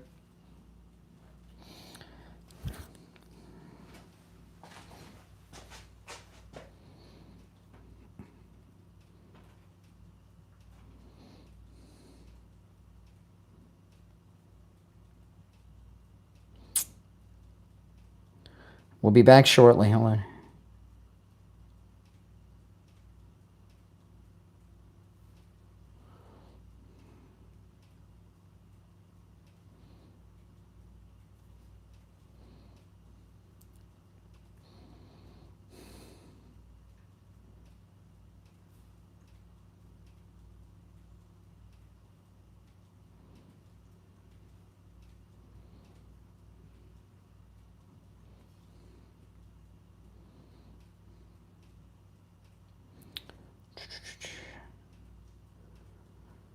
Okay, we'll be back in about 30 seconds. Welcome. Yeah, if you're watching with the green behind me, if you want to see the audio and video of everything, go to my main stream. The link is in the description. We'll be back in 30 seconds.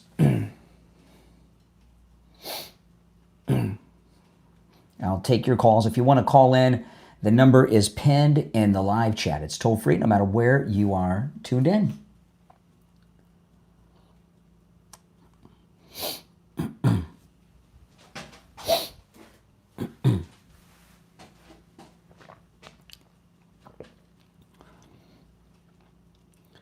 Welcome back, everyone. My name is Brian Craig, and this is where MAGA comes to talk. That's right. The longest-running radio show in the state of Florida, the Steve Kane Show, on the radio since 1977. All right, I've covered a lot. You're welcome to call in about any and everything I brought up so far. You're on the air. What's your name? Where are you calling from? My name is Scott. I'm calling from Kansas City. Hey, what's up, Scott? You were talking about the fists in the air. That's not a Roman salute. That has nothing to do with that symbol or that salute that Elon was accused of. The fist in the air is a longtime anarchist, leftist, Marxist. Yeah. Yeah, so Letitia James at the Mamdani event last night gave the Antifa international unity sign of the fist. She's calling on Antifa to come to her rescue, is how I took it.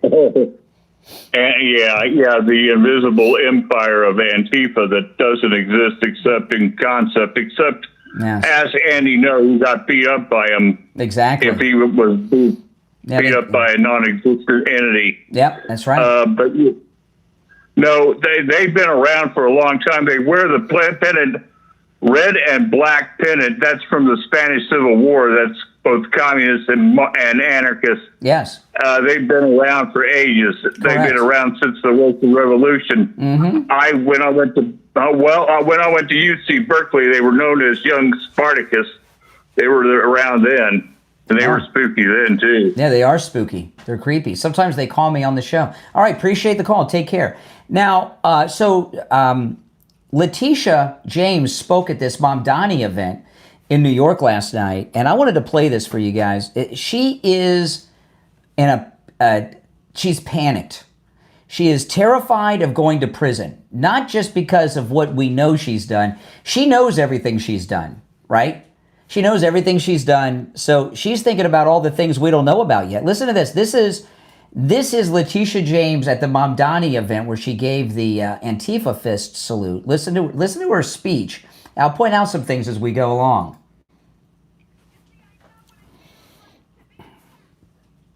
Okay, now see that, to be attacked, that is like, the way I describe it, Arsenio Hall is the preacher in Coming to America. She's be attacked. She's doing this black preacher thing.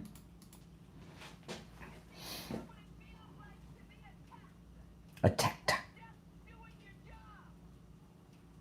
Okay, now did you hear that? Now she's having a panic attack. And the reason she's having a panic attack, she's terrified of going to prison. A few times here, you'll hear, it gets worse, the anxiety breathing. You'll hear it for the first time a little bit here, and then it becomes a little more pronounced as she goes on. You hear that? That breathing, that's anxiety. That's anxiety.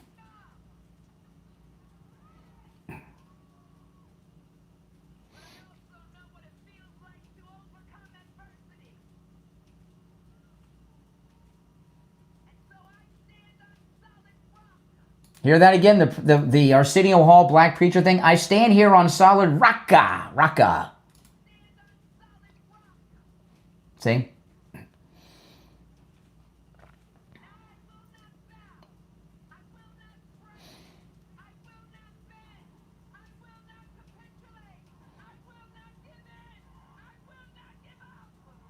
Did you hear the breathing? And this is a thing. I've known people that have been on the air or speaking on a stage that have a panic attack, and the breathing is a part of it. When a panic attack, stage fright is anxiety. It's fear, anxiety. It's all fear. And a lot of people that causes breathing problems, and you hear it with her, the panicked breathing of Big Tish here. Listen to this. Do you hear that? Yeah, she's clutching her pearls. There it is. Right? I heard somebody say, that's my Tish. Oh my goodness. Just going to do it again.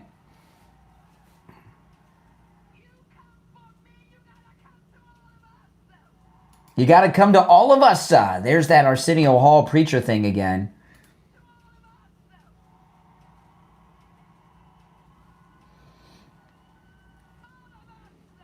All of us. One of us. And you can still hear the breathing. You hear it a lot there. After she says we're all in this together, you hear the breathing again. Let me go rewind it. Hold on, rewind it. Hear it? Yeah. Yeah. This is not the same Big Tish that we've seen in the past. She is freaking the freak out. And it's amazing to me that she's having this panic attack because she is on stage with a very friendly audience. And even with this incredibly friendly audience, she's still panicked. And that panic that she's having is her thinking about all the crimes she's done. Not just this one indictment.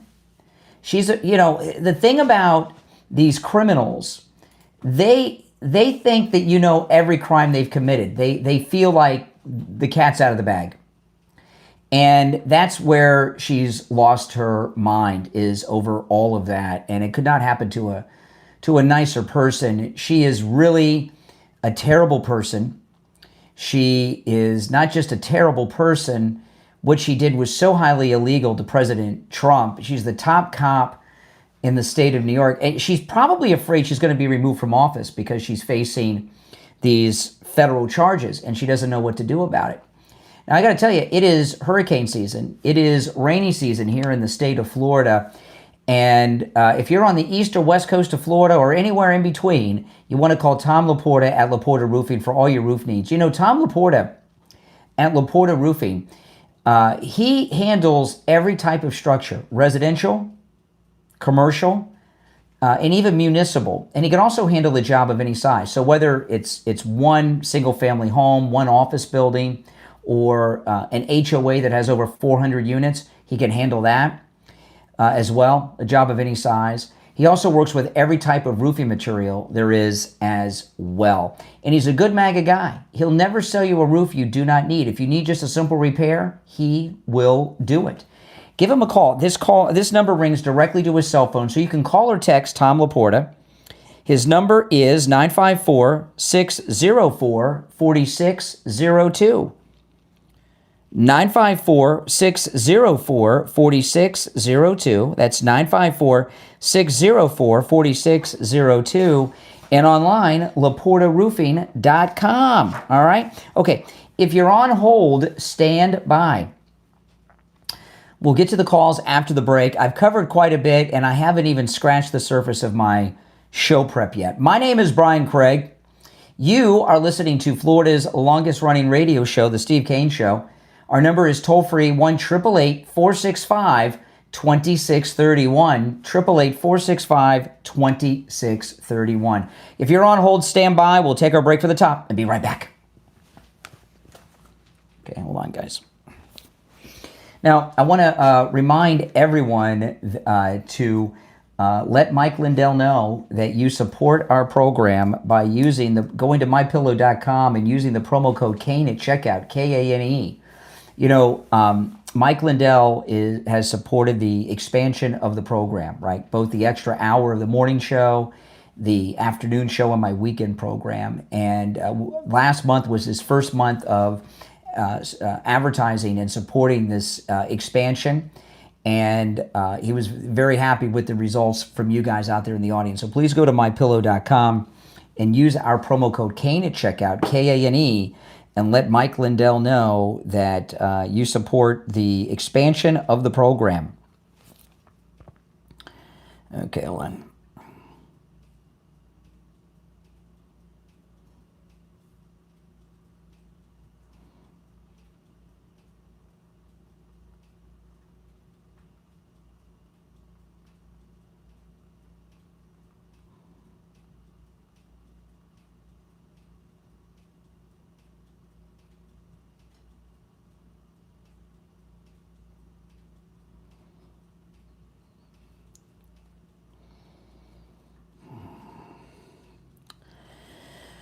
Okay, hold on. What do I need for this hour?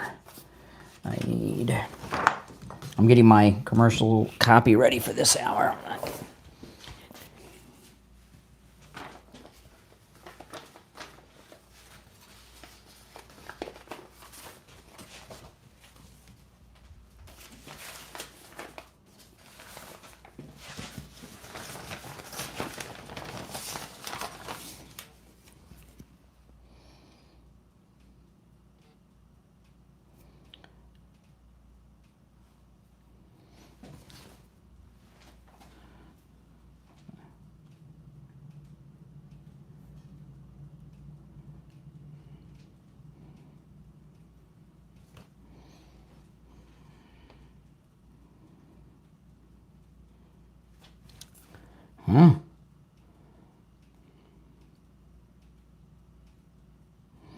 We'll be back in less than a minute, guys.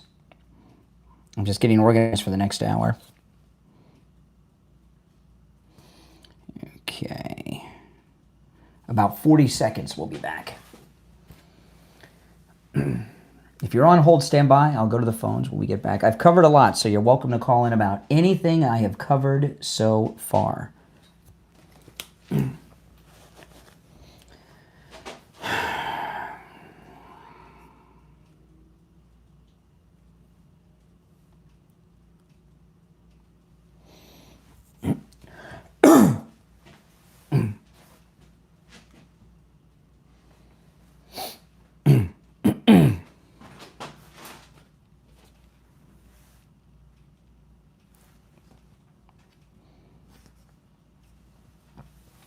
Welcome back. Hour number 2 has begun. I'm Brian Craig. You are listening to Florida's longest running radio show, The Steve Kane Show.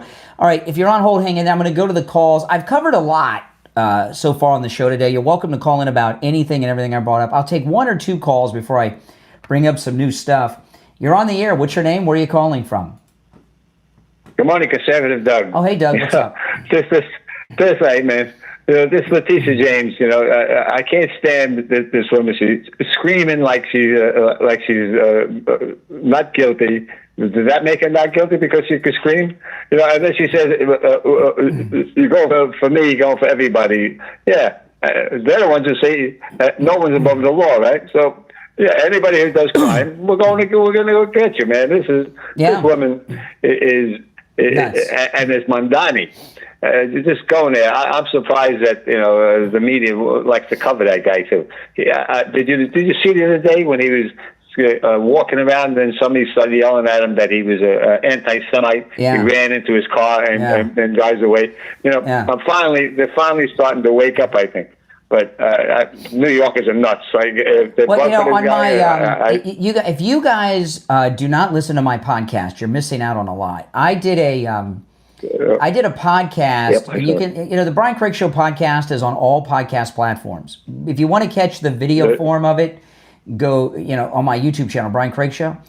And I did a show the other day. Mamdani took a bus and he was humiliated by a New Yorker on the New York City bus. It was pretty funny.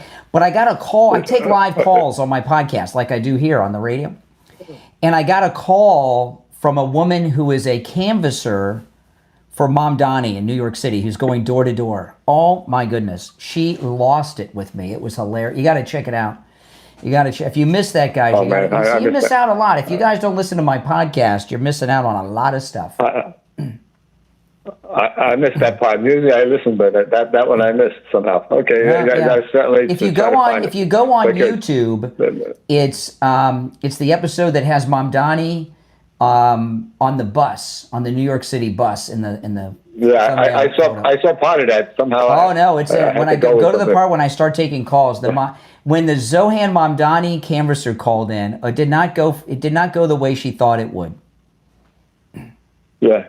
I'm telling you, if anybody votes for that guy, New York does. I'm so done. I'm no longer. Let New York elect this guy. I'm so done with them. If they're so stupid to elect this guy, what are they going to do? All right, Doug. I'm gonna move on. But thanks for the call. You guys should check that out. If you guys aren't listening to my podcast, you're missing out on a lot. You should all be listening to it. If you watch me on YouTube, you can my podcast. You can catch it live and call in like I'm doing now. I saw something that I was in shock when I saw what I'm about to share with you.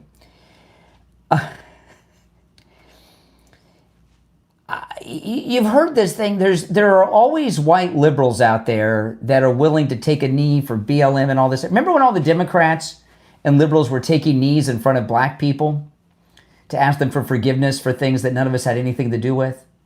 And it wasn't too long ago, Kash Patelli fired a bunch of FBI agents that took a knee to Black Lives Matter. Remember that? Sometimes they would wear like dashiki-looking scarves and things. Remember when Pelosi took a knee to the blacks?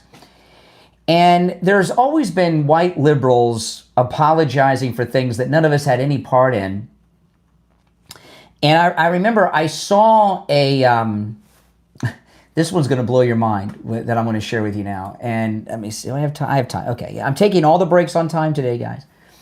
Many years ago, I've referenced this on the air many times. The first time I remember seeing this was back on the Oprah Winfrey Show. This had to be in the late 80s, early 90s. She had these two people in the audience. It was a black man and a white woman. And this was the first recorded instance of a Karen. And the black man was the UPS driver that delivered packages to this white lady's house. And and Oprah had them in the audience, not on the stage as guests, but had them in the audience together. And she had them tell their story. The white woman, what happened was the white woman tells this story. She gets a knock at the door. She opens it. It's the UPS driver, and he's delivering a package. And she broke down in tears because he's black, and apologized to him for slavery. Crazy town, right? And I've seen instances of this bizarreness from white liberals over the years. This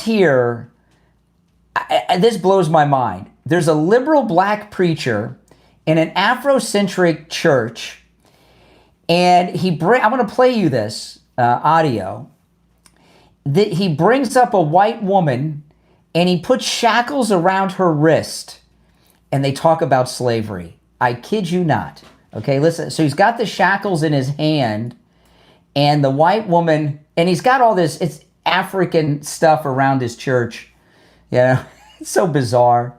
He's got just all kinds of weird face masks and stuff around the church hanging there. And so he's got the shackles in his hand. The white woman comes up to him, and he puts the shackles on her, and then they talk about slavery. Listen.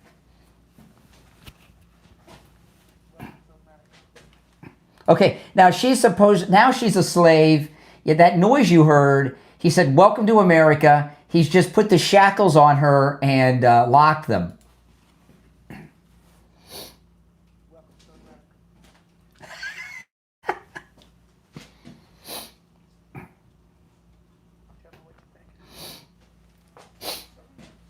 She's got shackles on.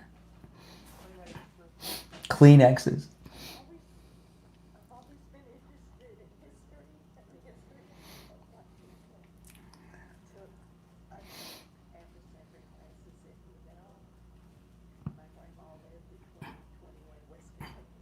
Whatever that means.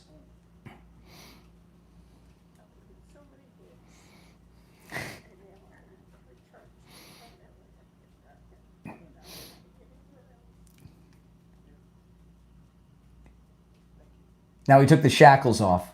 What the heck? When I first saw this, I thought this can't be real. And it is real. Now, I only have this one clip. I don't know how many white people were lined up to be shackled by this guy. And I'm sure you're forgiven of your sins by putting money in the collections. And if you do it right, you'll do it on your credit card so they could just put it through every month. Or do you have to go up every month and be put in shackles? She said, I took Afrocentric class at is that the University of Louisiana or the University of Lunacy? I don't know what U of L is. The University of Liberalism. This is crazy town. And I couldn't believe this is true, but it's true.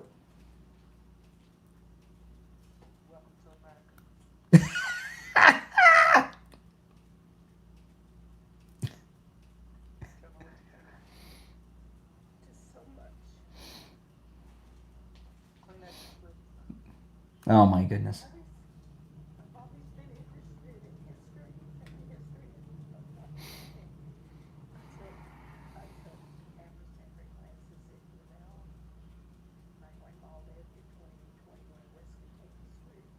Does anyone know what that Kentucky Street reference is?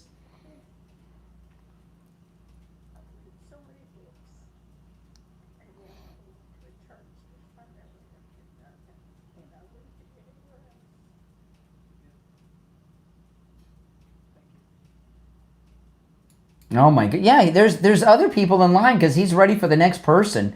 I get, this is kind of like me when I go to, I told you a couple weeks ago, I went to confessional for the first time like in 15 years at my Catholic church.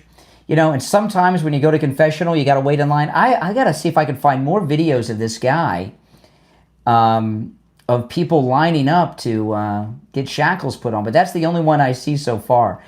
That's liberals have this liberal guilt inside of them.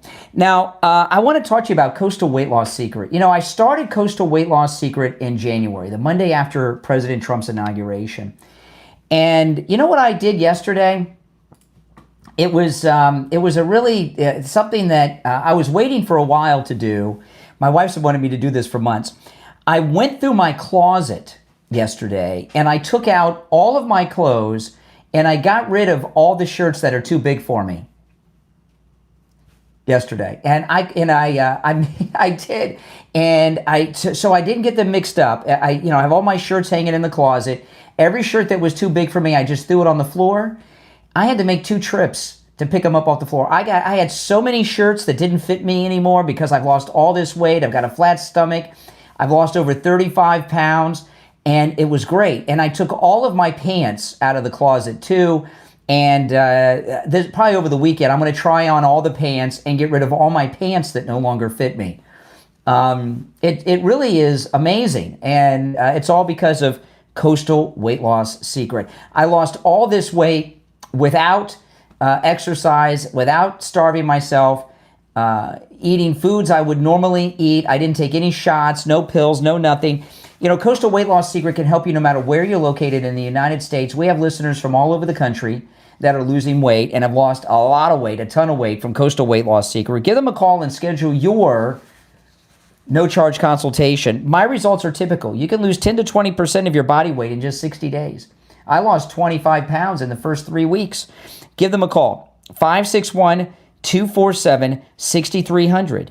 561-247-6300. That's 561-247-6300. And online, coastalweightloss.com. We'll be right back. Total crazy town there. That was nuts. That was so freaking insane with that lady with the shackles. I've never seen anything like that before in my life. Have you? Mm-mm. Okay, well, I got so much to cover here.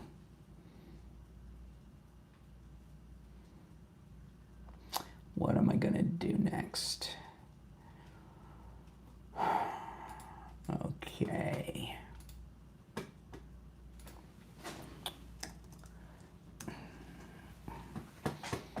Let me cue some things up here.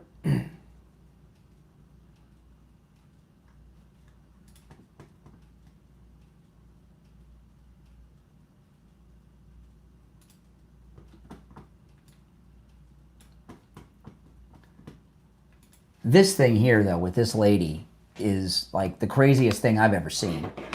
You know? I got to see if I can find more. Has anybody heard of this before?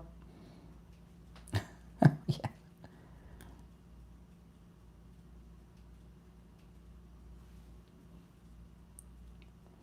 Okay, we'll be back in a couple of minutes.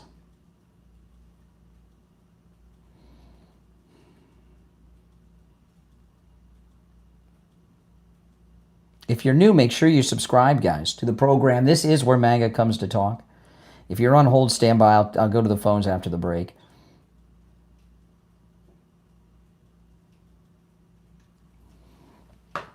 Ugh.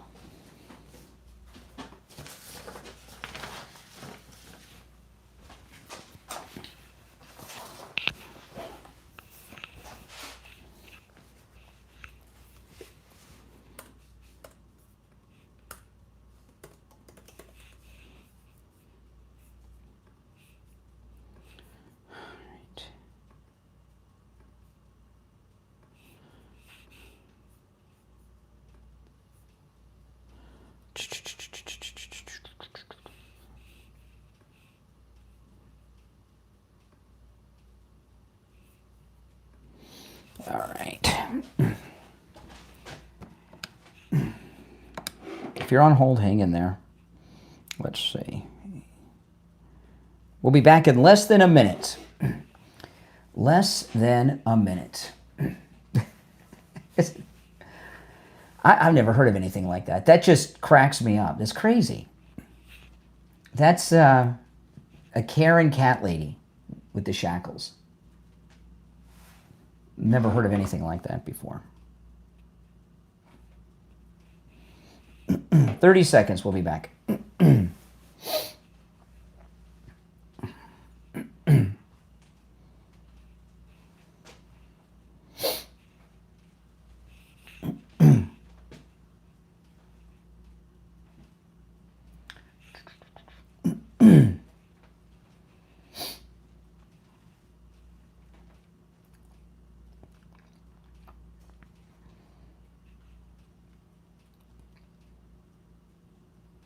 All right, we're back. I'm Brian. It's the Steve Kane Show, Florida's longest-running radio show. 888-465-2631 is our number. You're on the air. What's your name? Where are you calling from? Yeah, it's Renee from Harlem. Oh, hey, Renee. What's up? Brianne, how you doing? So listen, I'm listening to you laugh about the exploits of slavery, and I got a scripture for you. I know you don't read the Bible, but maybe you should. Try reading Revelation 13, verse 9. Well, I'm not, first of all... Tell me what you think. I'm not laughing at slavery. And yes, you are. No, and in fact, I told you guys a few months ago, I bought a book about Rosa Parks, or not, I'm sorry, Harriet Tubman from the Underground Railroad, and it was so horrific, I couldn't read the book. It was so horrific what those Democrat plantation owners did. I couldn't read the book. It was too horrific.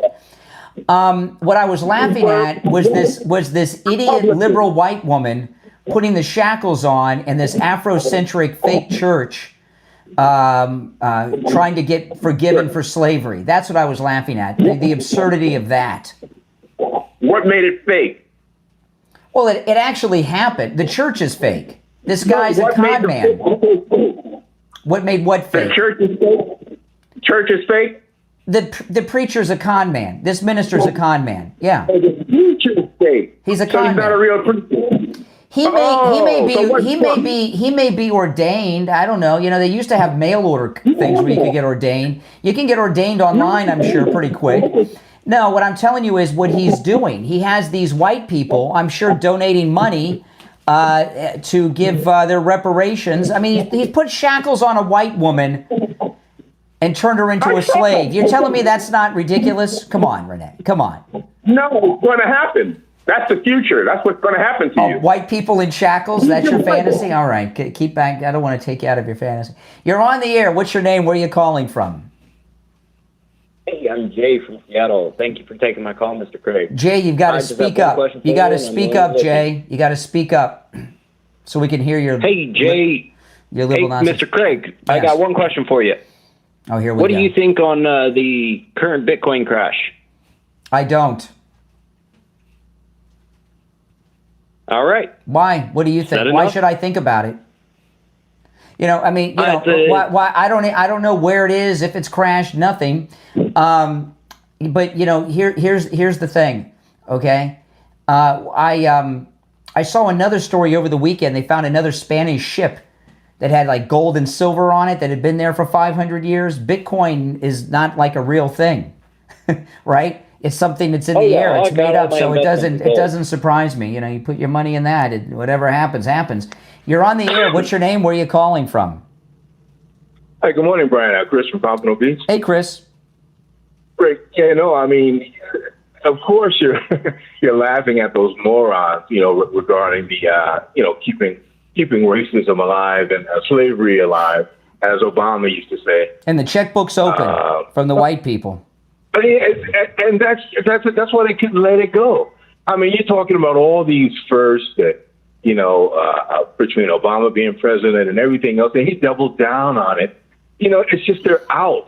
It's just like when you have a conversation with them and you explain to how things are and the truth, everything from the FBI and the weaponization and everything else. And, right, wrong, or indifferent, because they have a bias for whatever party that they're associated with.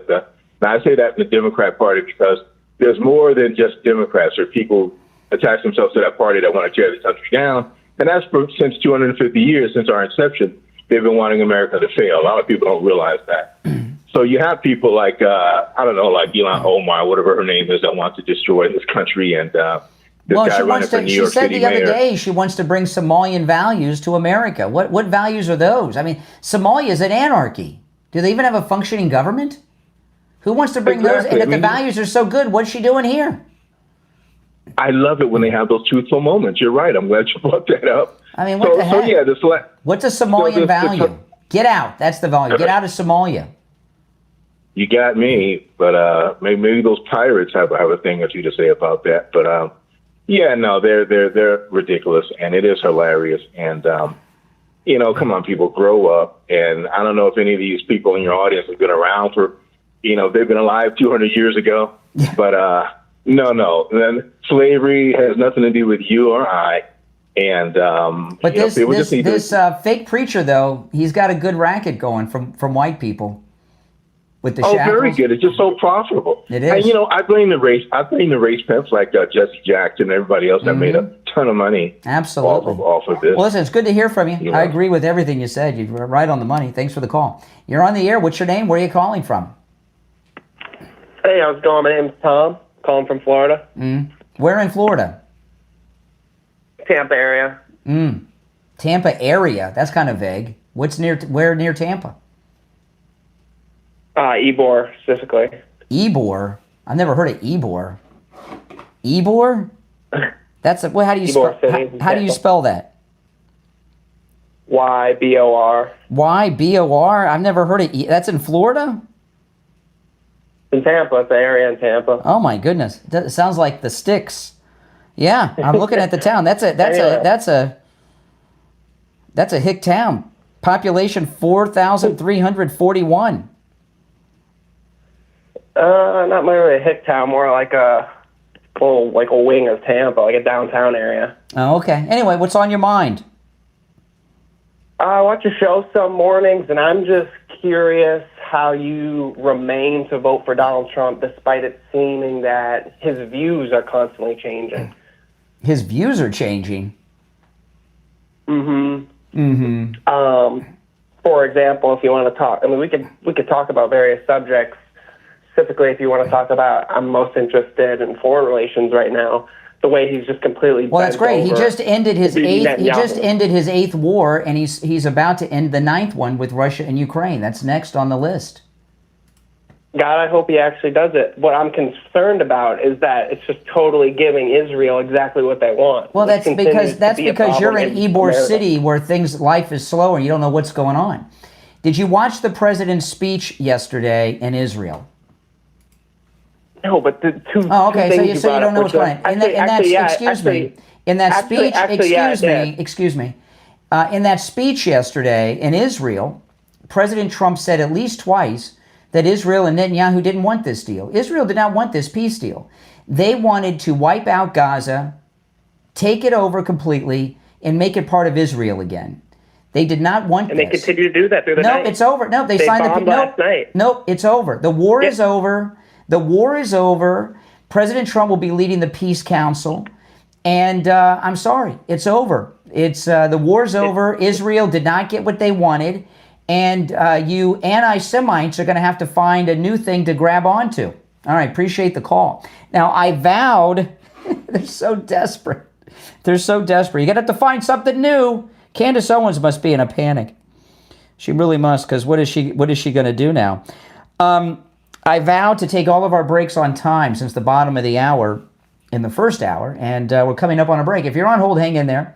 My name is Brian Craig. This is the Steve Kane Radio Show, Florida's longest-running radio show on the radio since 1977, celebrating 49 years on the radio. If you'd like to call in, our number is toll-free, 1-888-465-2631, 888-465-2631. And if you're on hold, stand by. I'm Brian. We're going to take our break for the bottom of the hour and come back with your calls. And I have a lot more. I haven't even gotten to a tenth of my show prep yet. So we'll get to some more stories I haven't covered yet. We'll be right back. Stand by, guys. Hold on.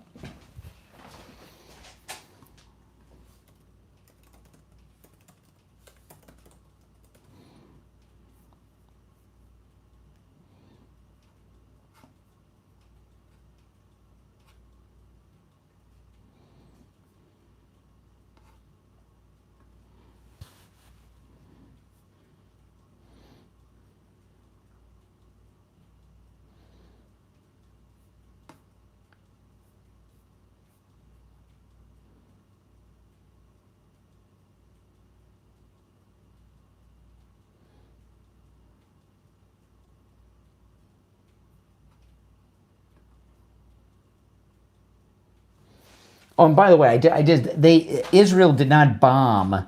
Okay, this is what I just looked it up because I thought something might have happened while I was on the. This is liberal ABC News. Okay, the Israeli Defense Forces said its troops opened fire on Palestinians, killing 5 after they violated the terms of the ceasefire. The IDF said several suspects were identified crossing the yellow line and approaching IDF troops in northern Gaza.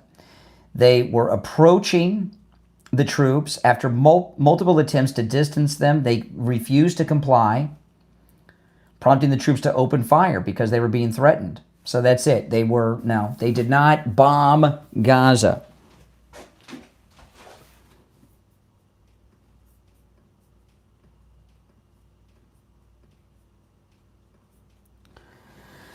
All right, we'll be back in a minute. Hold on.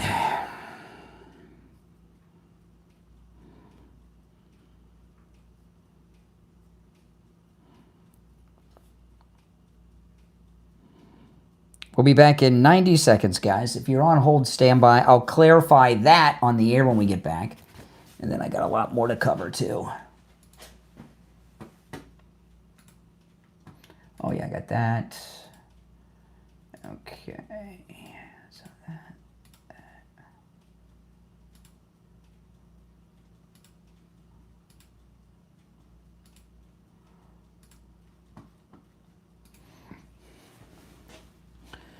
Okay, hold on, guys.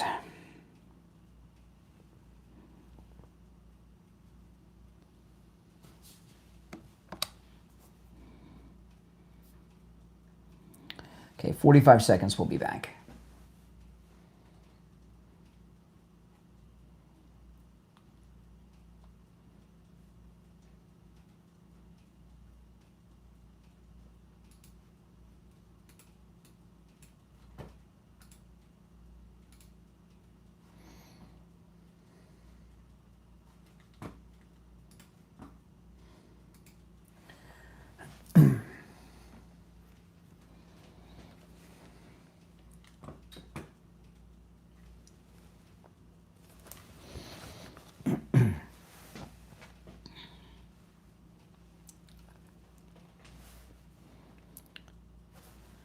All right, welcome back, everyone. I'm Brian Craig. You're listening to The Steve Kane Show, Florida's longest-running radio show. See how smooth this is, taking the breaks on time? Okay, that last caller that said Israel bombed last night, that is not true. That is not true. Although there were 5 Palestinians shot dead by the IDF, what happened was 5 Palestinians, they have a yellow line that they're not allowed to cross. 5 Palestinians crossed the yellow line, moving towards IDF soldiers repeatedly. This is ABC News reporting. Repeatedly telling them to move back. They wouldn't, and then they shot him dead. They were threatening them. Now, so far as wars ending, when wars are over, okay, it takes a while to get all the fighting to stop. It doesn't just stop on a dime. People are hopped up. Things are happening. And there are still people in places that are dangerous. It still happens. I mean, the last Japanese soldier wasn't brought in from the Philippines until like the 70s, man. He was over there since the 70s. They made movies about this guy, and he was still fighting the war. In Europe, after the German surrender, the Germans were still fighting in the 50s against Allied occupation forces in Germany. So when a war's over, everything doesn't just stop on a dime. I mean, you know, but these snowflakes who think a war is Call of Duty and a game system, they don't quite get it. All right, let's take some calls. Let's go. You're on the air. What's your name? Where are you calling from? You hung up on me before we could get anything. It's one call per day, and I just respond. One call per day. All right. The rest of you on hold, stand by. One call per day. Yeah. Okay. Now, so Mamdani, I got the latest Real Clear Politics average. The latest poll has Mamdani. This is the mayor's race, and they have this still a 4-way race. Mamdani, Cuomo, Curtis Sliwa, and Mayor Adams is still in the mix. Mamdani is in first place with 38.2% of the vote. Cuomo's in second place with 23.2%. Curtis Sliwa at 16.6%. And I can't see, and then, you know, he's got, and I don't know, what is that, like 12 or something, like 12 or something, whatever's left, Mayor Adams has. You know, Mamdani, while he is in first place, he only has 38% of the vote. And it's mostly because these other 3 idiots are splitting the vote, okay? I mean, if they would get together, at least they'd have a chance on beating him. But I've got news for you. I'm done trying to convince New Yorkers. I don't care. Elect Mamdani, okay? Get no sleep to that call of prayer 5 days a week, times a day, every night of the week. I mean, how much more can we share with you, right? To let you know. He gave a speech last night. This is the one where Tish James was at. Listen to this.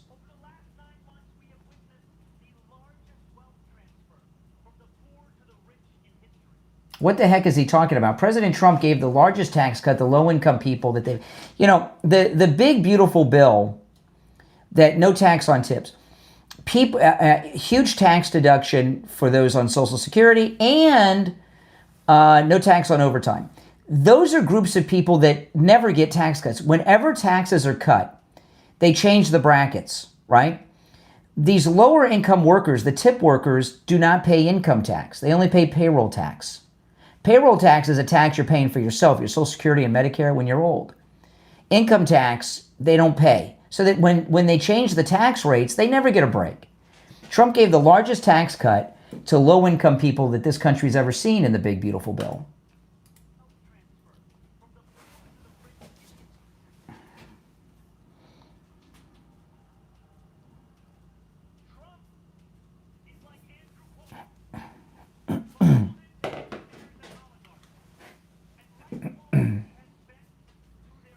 Mm.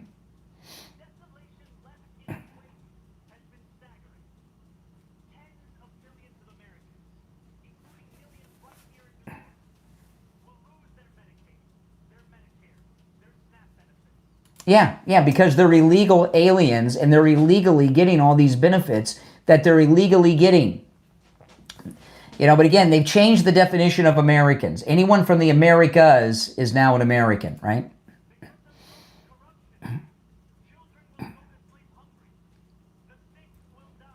Oh.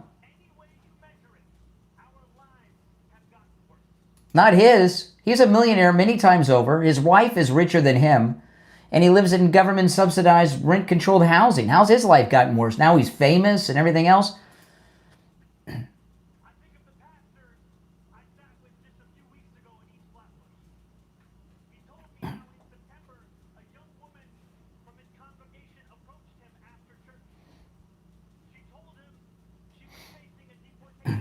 Mm.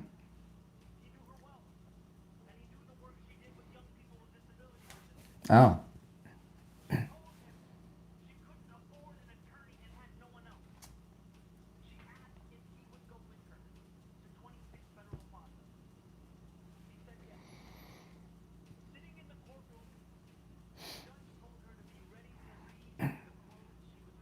That's right. She's here illegally.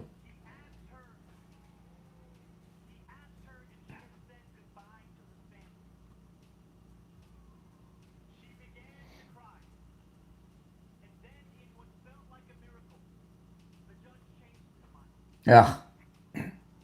Corrupt judge. Corrupt judge.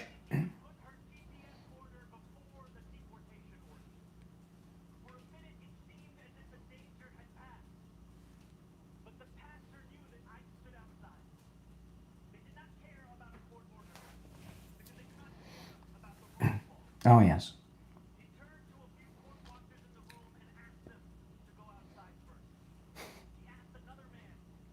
So this judge was about to obstruct federal agents. Sounds like the judge is a criminal.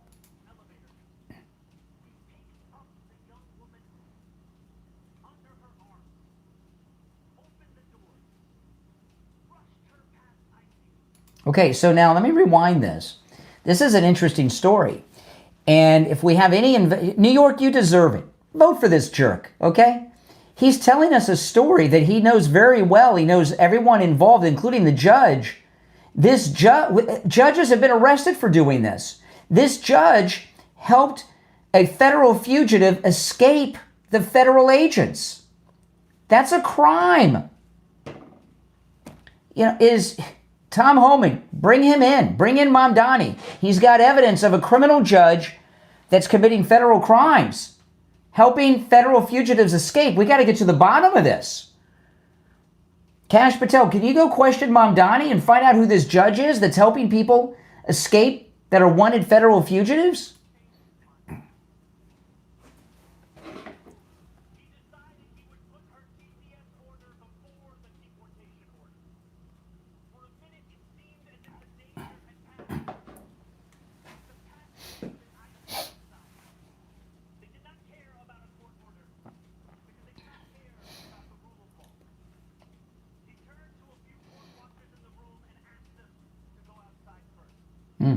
So the judge, they've created a distraction.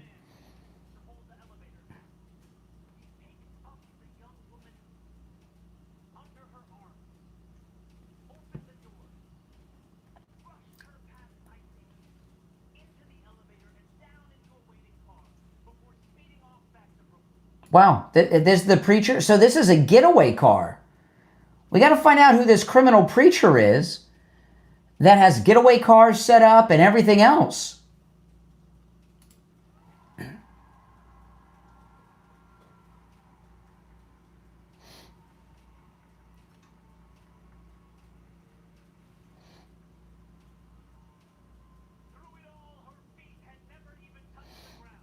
Oh my goodness. Oh, please.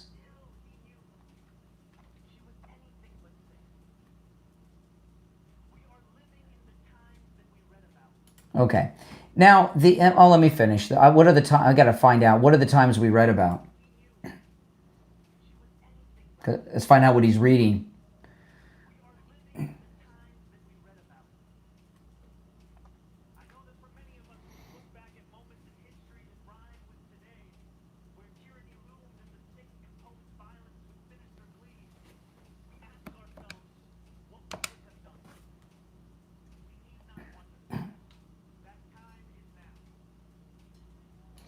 Whoever is writing his speeches wrote Obama's speeches. I hear the voice of Obama there.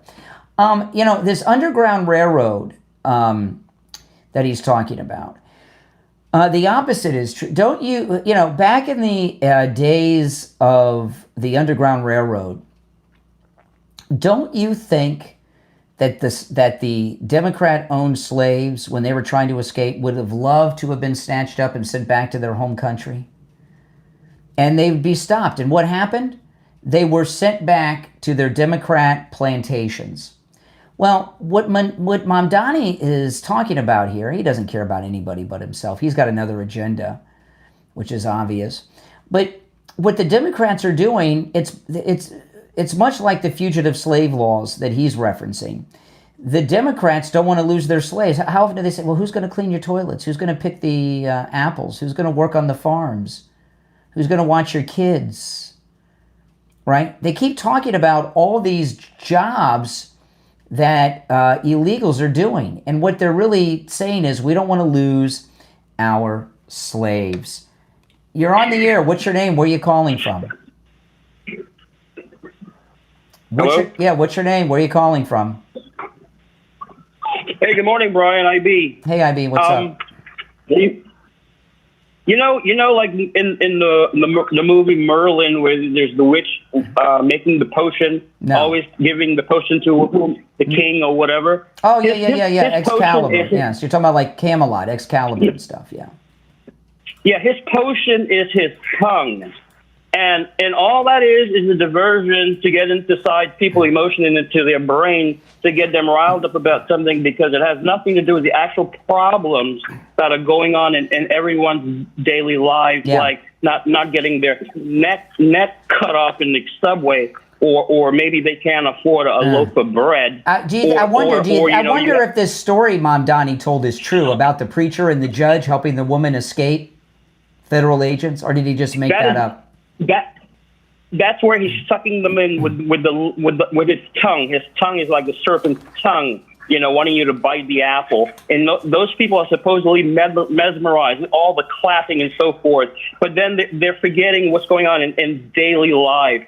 That is just a charlatan, okay? And New York, long time ago, Brian, you finally turned around. You said it about 3 weeks ago. You're done with New York. Let them get what they deserve. Exactly. And I hope when they come down here, they turn their voting register into the R letter. Listen, I got to run for the break, but I appreciate the call, IB. If you're on hold, stand by. I'm taking all the breaks on time today.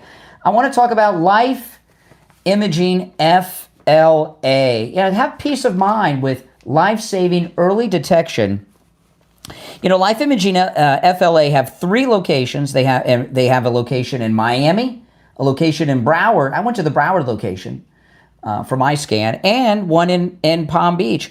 Life Imaging FLA can easily detect heart disease and even some cancers before you show any symptoms, using only a fraction of the radiation of most CT scanners. Multiple studies show that looking inside your body with CT scans can significantly reduce your cancer death. That's true, because they'll detect it. They can find out if you got blockage, if you got plaque buildup in your heart. Find out if you got cancer. In 30 to 40% of heart attacks, the first symptom is sudden death. That's why I was so nervous. I told you guys, I was freaking out. I've had cholesterol close to 300 for over 25 years. And I was sitting there sweating at Life Imaging FLA before the scan.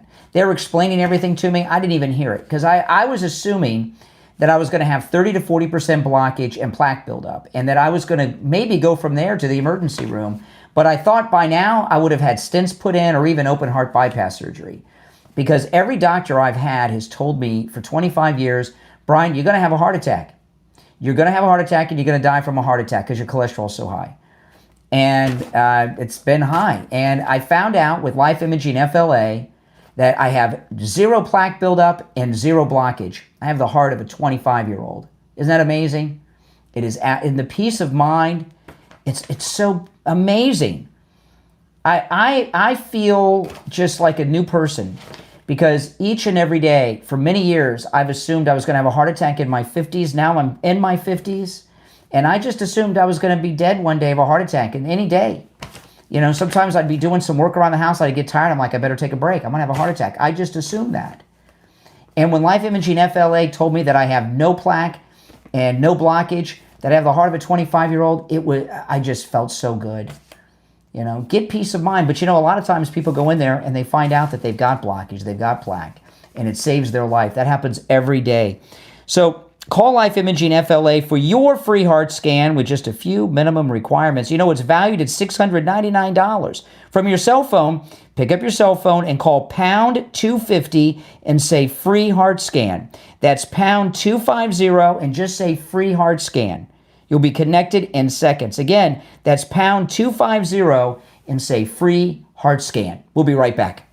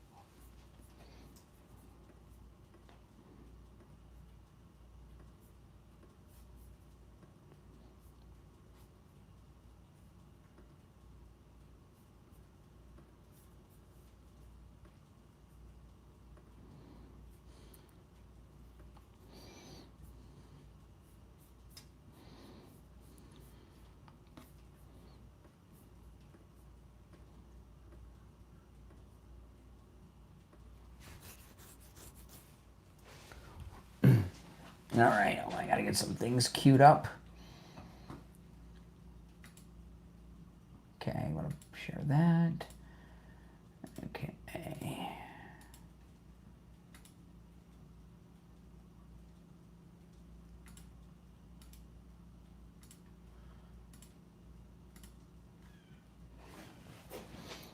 I'm just queuing some things up for the next segment. If you're on hold, hang in there. We'll be back in about 90 seconds.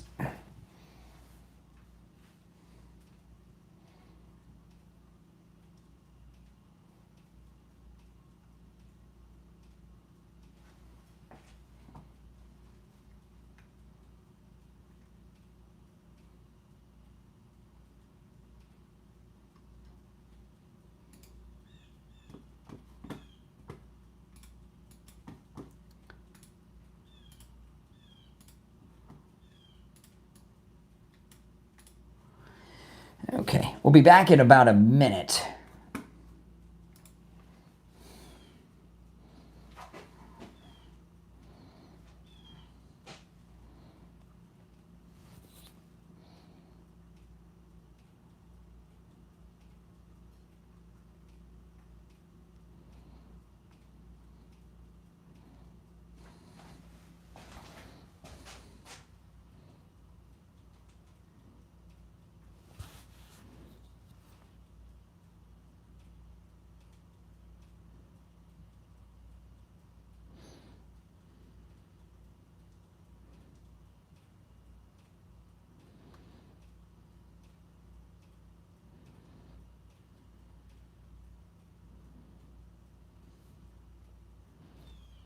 Okay. Oh man, I got so much to cover here.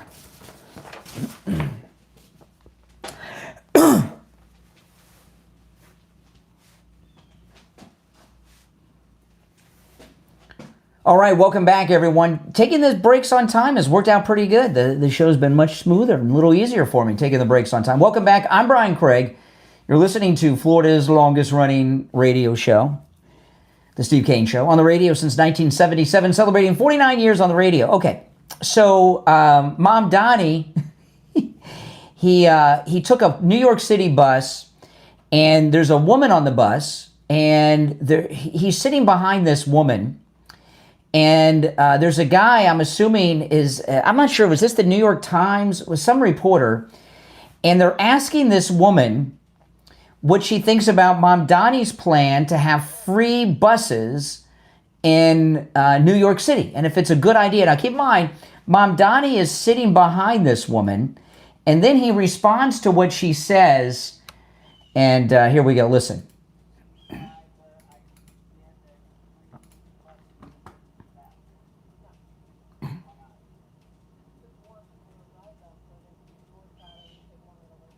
Yes, and unload them. She's like, no, free buses is a bad idea. It's going to slow them down.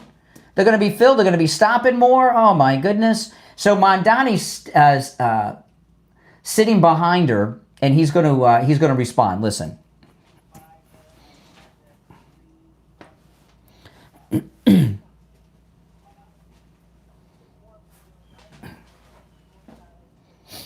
Makes sense?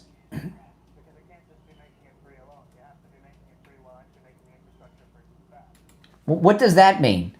Well, it'll be slower, but you got to make the infrastructure to make them be fast. Well, what's that? What does that even mean? Oh, okay.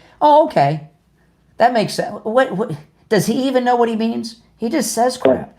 You're on the air. What's your name? Where are you calling from? You're on. Yes, you're on the air. Yeah, Dan in Lakeland. Okay. Here we go.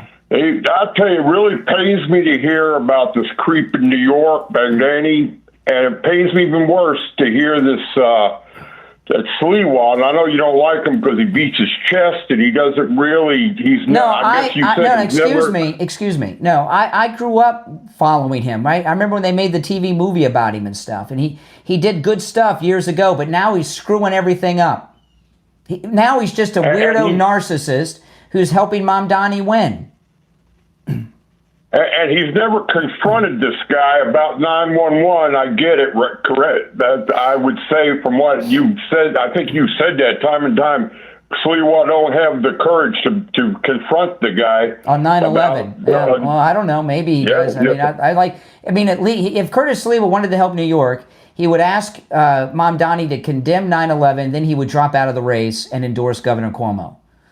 Because I'll tell you, when it comes to pain, I'll never use Bengay and Pompano. Oh my goodness! What is it with the creeps in this audience? What is it with the creeps in this audience? Okay, so let me get.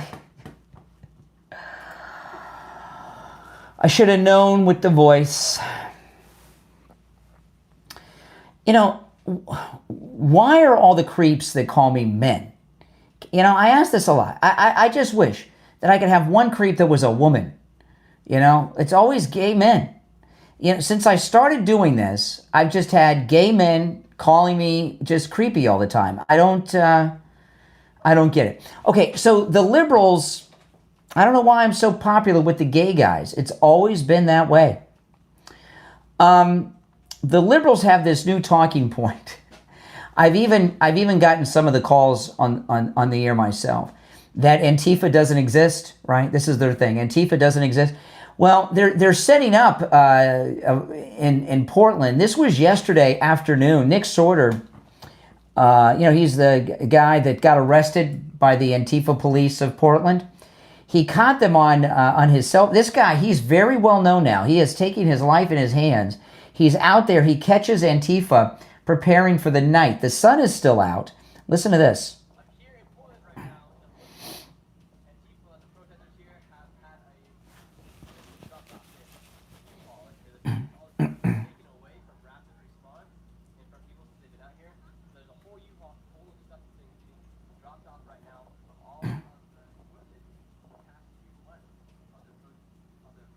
Yeah, so here he's got the U-Haul. This is the organization that the Democrats do not exist. He's got the U-Haul, the Antifa rented U-Haul, dropping off all their stuff for the night.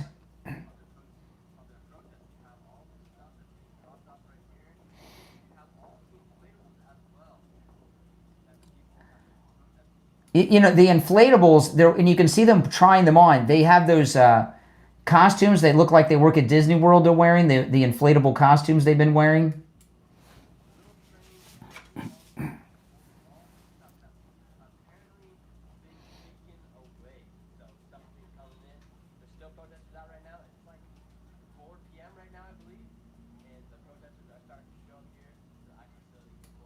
Yeah, right. And they're loading up right out of the U-Haul.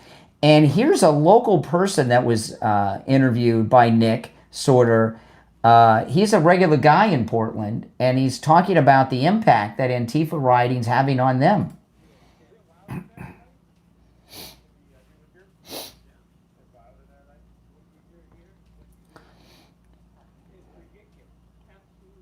Now, they're hiding his face to protect him from the organization that the Democrats say does not exist.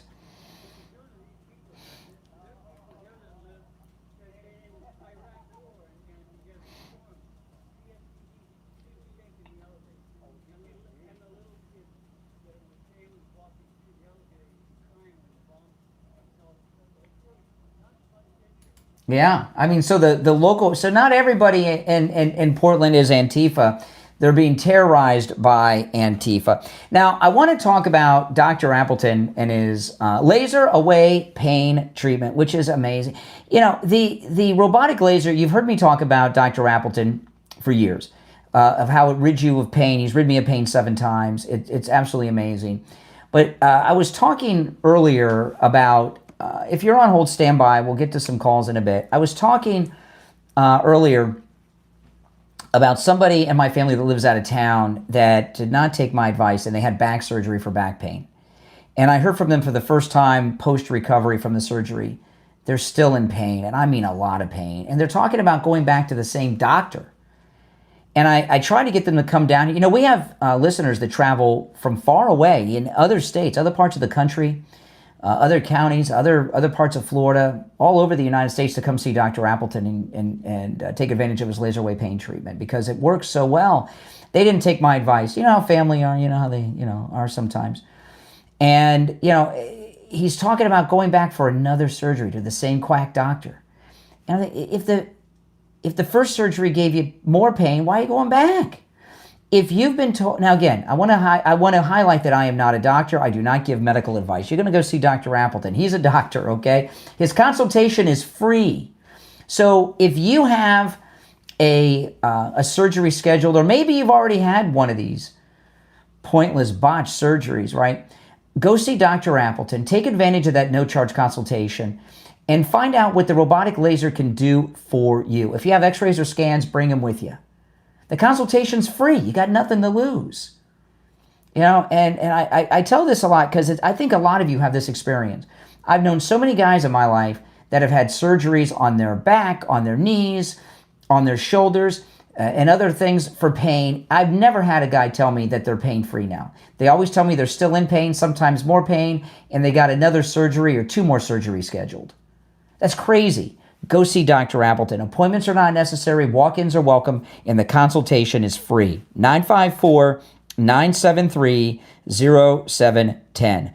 954-973-0710. That's 954-973-0710. And online, AppletonCairo.com. All right, if you're on hold, stand by. We don't have enough time to take a call right now. So we'll go to the phones after the top of the hour break. My name is Brian. You are listening to Florida's longest running radio show, The Steve Kane Show, on the radio since 1977, celebrating 49 years on the radio. Our number is toll-free, 1-888-465-2631. It's a toll-free call, no matter where you are listening. 888-465-2631. 888-465-2631. We'll be back with your calls and much more, and Steve Kane, after our top of the hour break. So stay tuned. Don't go anywhere. I can't believe it's Tuesday already. Another day, another week of winning. We'll be right back.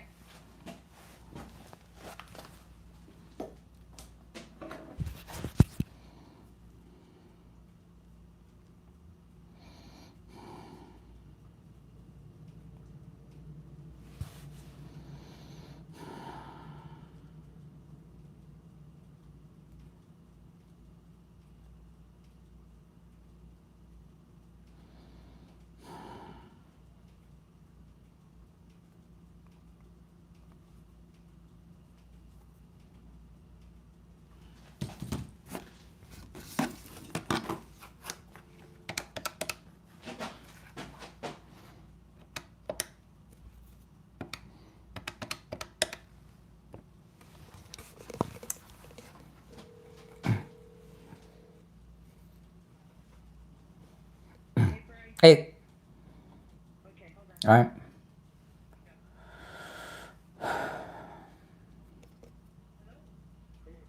Okay, there. Okay, let me put you on hold just for a minute. I'll be right back. Hold on.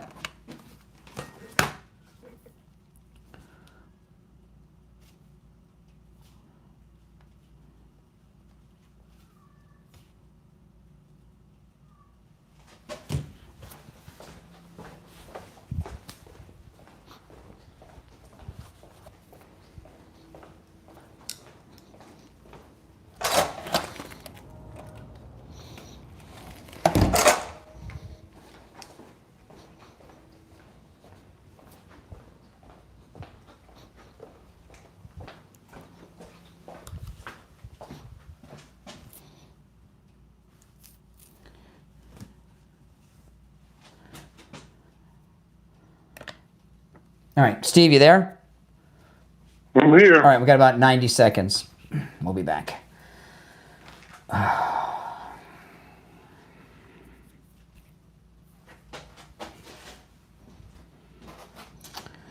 Okay.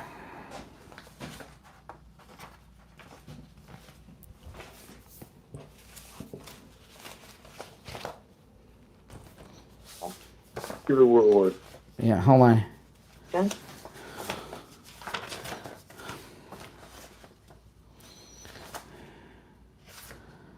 Oh. Okay. All right.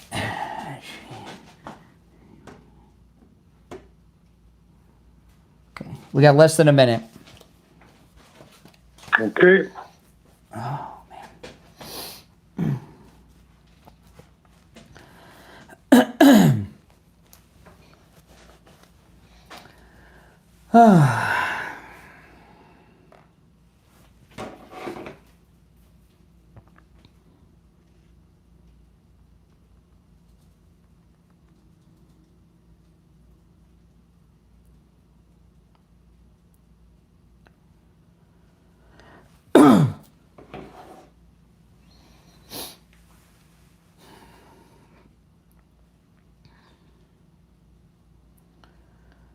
All right, the third hour has begun. I'm Brian. Steve Kane joining us. Hey, Steve. Good morning. How are you on this glorious day? Oh man, lots is happening. Well, this guy, how does this guy pronounce? Now that it looks like he's definitely going to be mayor, I got to figure out how to pronounce his name. How do you pronounce his name? I like Zohan. Zohan. Zohan. Zoe. Zohan. Yeah, Zoe's good. Zoe's good too. Well, Zohan is a nickname, actually. Yes. Anyway, he is however you pronounce it, he's a gift from the talk show gods. Yeah. Because he's the only thing keeping things interesting. The news is getting so good lately; it's boring to listen to. Not that I want to rain on the great miracle that has transpired. Boring. I don't know what you're watching. What are you watching? Well, yesterday was a lot of congratulations. It was not. Are you kidding? It was a historic day. It was a historic I understand that.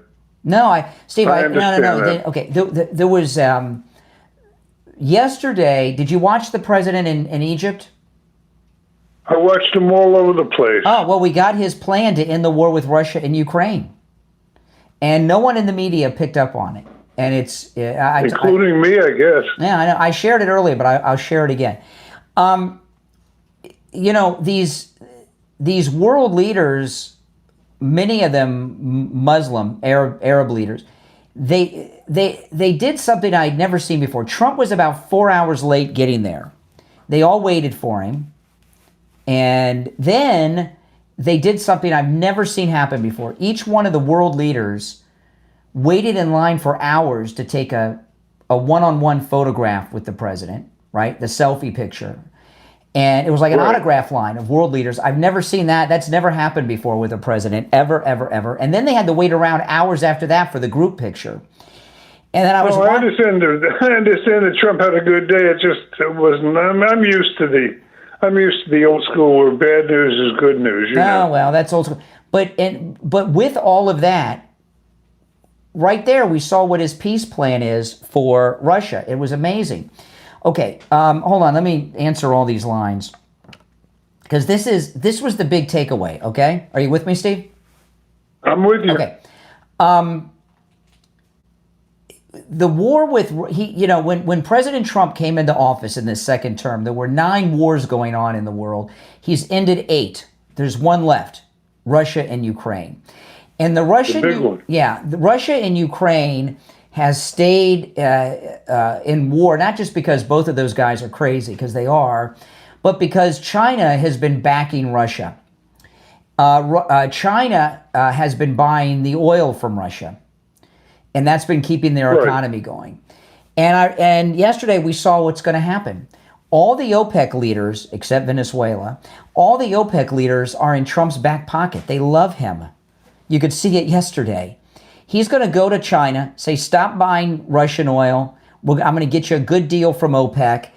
China's going to start getting all their oil from OPEC, and Russia's going to have a financial collapse, and they're going to be forced to end the war. If it works that way, from your lips to God's ears. That's what the plan is. That's what Trump's plan is, to end the 9th war, the war with Russia and Ukraine. And then we'll really have nothing to talk about. Maybe you won't, but I will. There's all kinds of stuff to talk about. All right, you want to take some calls? Maybe they're not as bored as you. Sure, let's do it. All right, let's go. You're on the air. What's your name? Where are you calling from? Yes, You're on the air. What's your name? Where are you calling from? Yes. Can you hear me? Okay. Yeah. All right. We can hear you. Take care. Oh my goodness. He didn't ask me if I'm ready. Yeah. No, I couldn't hear the guy. You're on the air. What's your name? Where are you calling from? Well, it looks like you ran the callers off, Steve. I don't know what happened. Maybe telling everybody you're bored. I don't know, but if you're on hold. I think I intimidated. I think I scared him. Yeah, well, perhaps. But no, so if you're on hold, hang in there. Everything that's going on is not boring. It is the opposite of that. It is incredibly exciting. And when he ends the 9th war, it'll be a beautiful thing. Now, today is Charlie Kirk's birthday. And President Trump is back.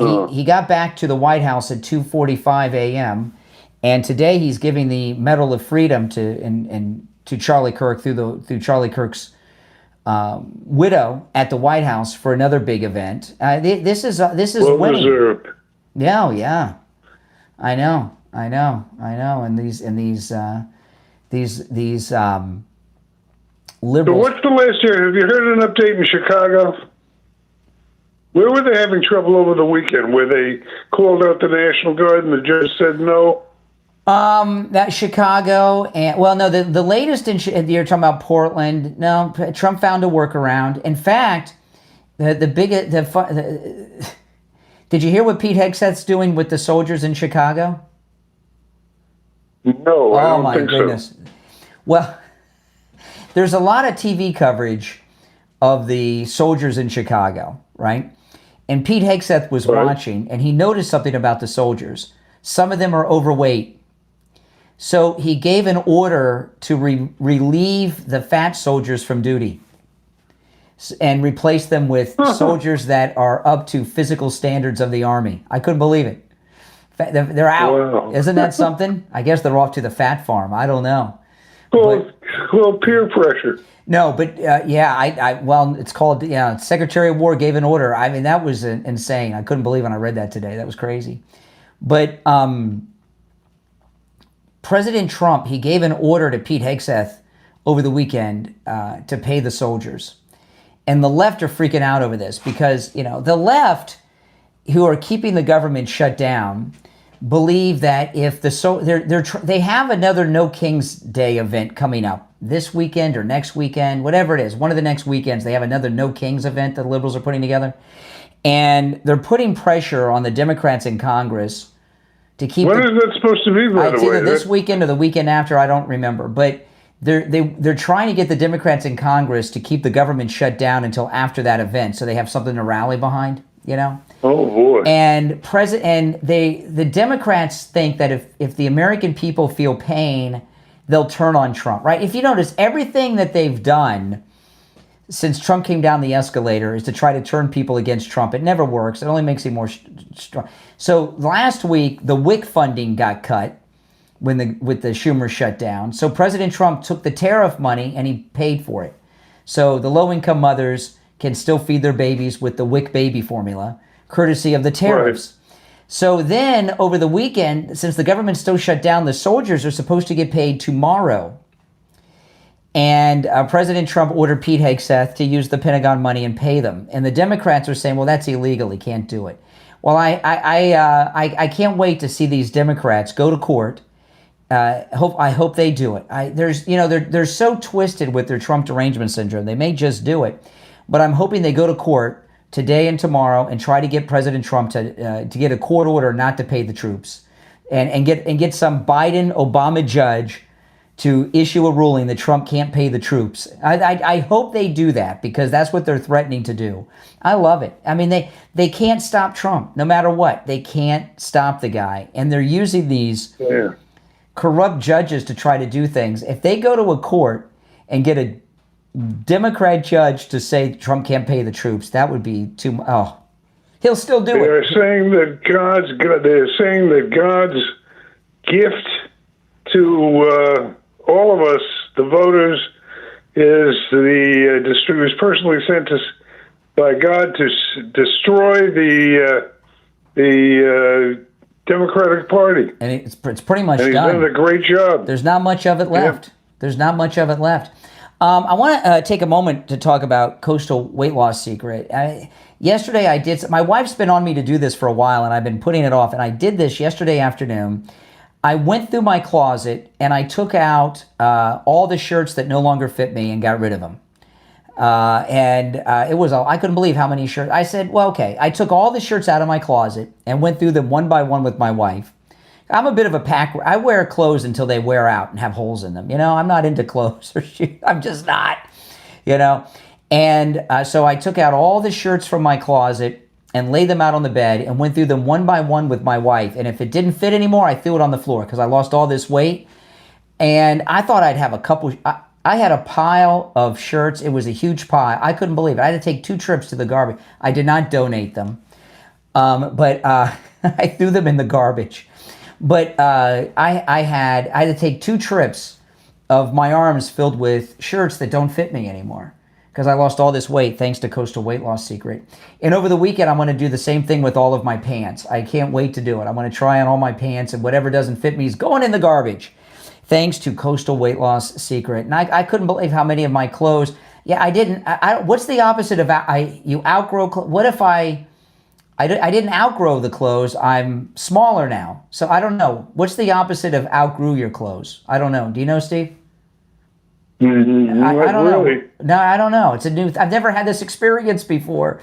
And it was tough because some of these were some of my favorite shirts, I tell you. But they don't fit me anymore. They're gone. They're in the garbage. And I did all this without starving myself, eating foods I would normally eat, 0 exercise, and I didn't take any shots or injections from some doctor. No, this is none of that stuff. Give Coastal Weight Loss Secret a call and schedule your no-charge consultation. 561-247-6300. 561-247-6300. And online, coastalweightlossecret.com. We'll be right back.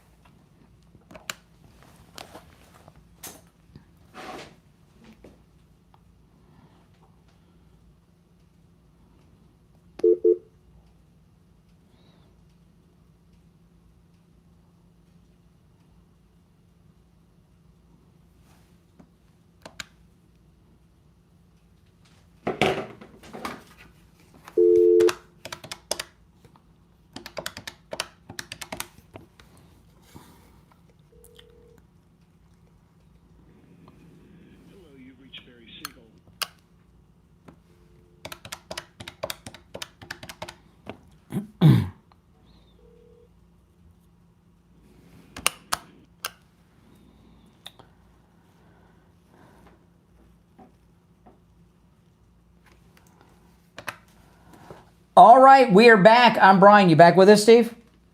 I'm back with you. All right. Well, you want to take some calls? Let's do that. All right. Our number is 888-465-2631.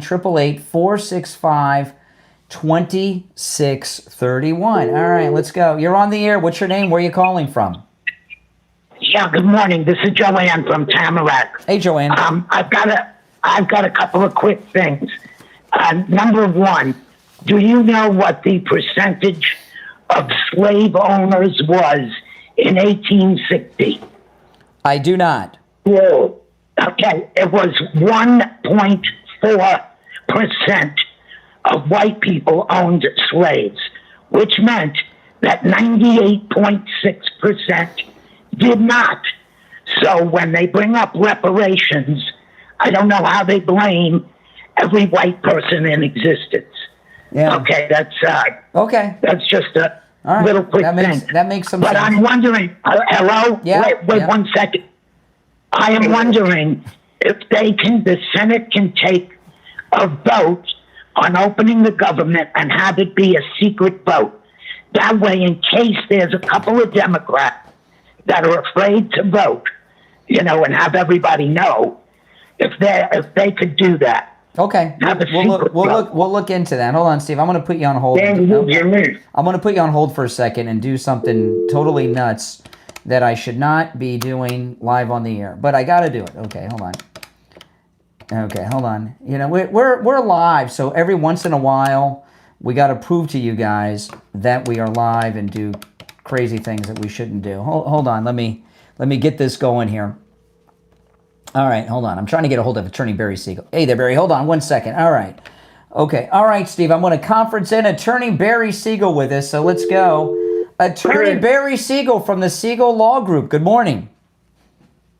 Good morning. How are you this morning? I'm doing well. What do you have for us today? Hey, Barry. Well, Steve, good morning. How are you? Great. Excellent. Well, I'm really excited that we're going to have our first seminar ever in the Wellington area coming up this Thursday, October 16th, 10 a.m. over at the Fairfield Inn on Forest Hill Boulevard in Wellington. So for those of you who may have been interested in attending one of our seminars in the past, but you're just like, oh, Boca Raton is too far, inconvenient for you, and you don't want to drive across Alligator Alley to see us in Naples as well, we will be in Wellington, and we will be going over everything you need to know to make sure that you have an estate plan that's going to work for you and your loved ones when the time comes that you need it. And that time could be not just at the time of your passing, but also the time of incapacity, to make sure that you have the right people in the right seats, that your loved ones are protected, and you have the peace of mind that you have a plan that's going to work not just now, but down the road when you actually need it. So those are the topics that will be covered, and it's free, and so I believe it will be well worth the price of admission. Just call our office or go to our website and register. Let us know that you'll be there, and look forward to meeting you and seeing everybody out there in Wellington on Thursday. What time Thursday is that? 10 a.m. Yeah, well, that's a kind of, okay, if you're coming from West Boca, 441 is not a bad route. It's a straight shot to Wellington. I take that ride all the time. It's like old. Have you driven 441 north to Wellington, Barry, yet? Have you done that drive? Oh, yeah, absolutely. It's a nice drive. So for those of you, even from West Boca, from anybody in Lake Worth, Royal Palm, Green Acres, it's a very convenient location. So it is. Even West Palm. So please join us. Yeah, it is. And if you've never been to one of Attorney Barry Siegel's seminars, you learn a lot. And I know you make jokes about this sometimes, Barry. How exciting is it? Revocable living trust and Medicaid planning. It is. It's an interesting presentation. I've seen. I don't know, maybe 20 or 30 of your workshops, and they are interesting and entertaining. They are.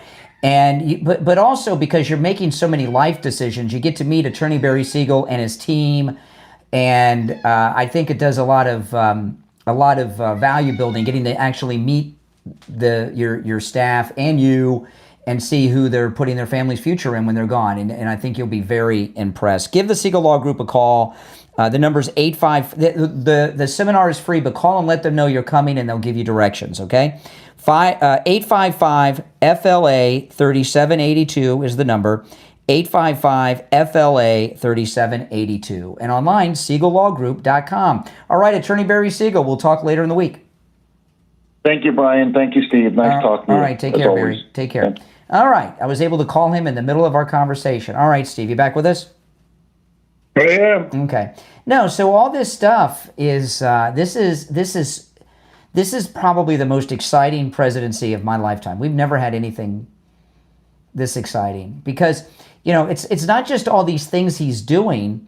One of the biggest things he's doing is ridding us of the poison that is the Democrat Party.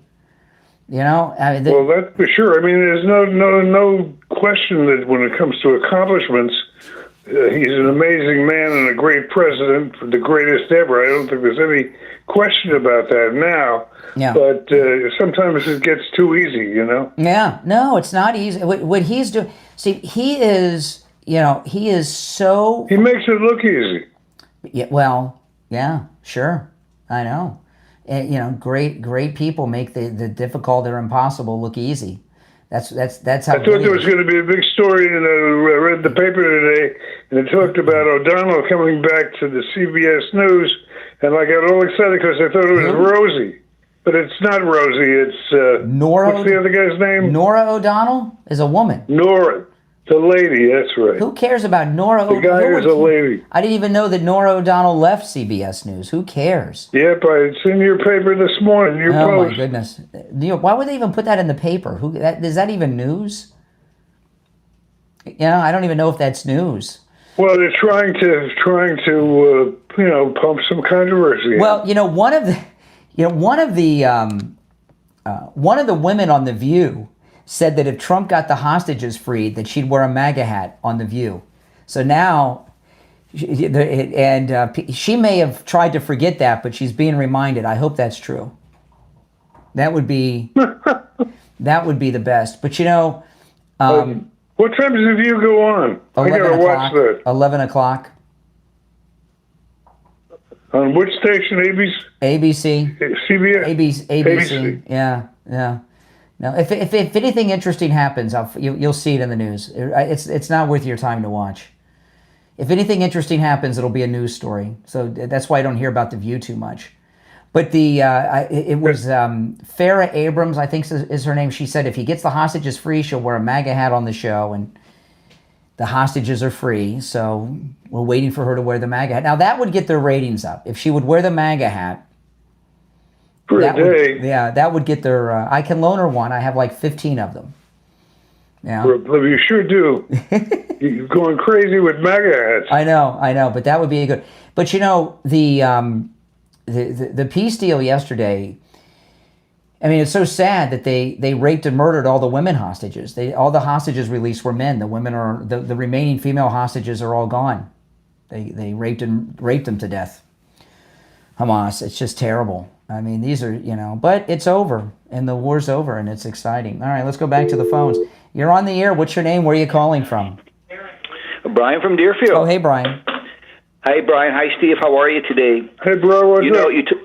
Well, I tell you what, you mentioned about how sick and delusional this Democratic Party, and did either one of you catch the comments by Blinken and Sullivan from the prior administration saying that all these things that took place this past week were because of them and what they accomplished in their administration? Yeah, the Biden plan. Yeah, the Biden plan. Yeah. Where are these people coming from? Sullivan, I think, the week before the answer to that. Yeah, honest to God, Sullivan, I think the week before the raid on the kibbutz in Israel said, "This is the quietest I've ever seen it here. I've never seen it so quiet. I don't even have to do anything." A week later, we had this major invasion, one of the worst invasions ever hit by Israel. Mm-hmm. These people are sick. There's some place in the Bible where God says, "I will send a powerful delusion over the people." I was never sure which people he was talking about. I think he's talking about the Democratic Party and the left. Mm-hmm. Yeah. Yeah, no doubt about it. They're totally gone. Yeah, no doubt about it.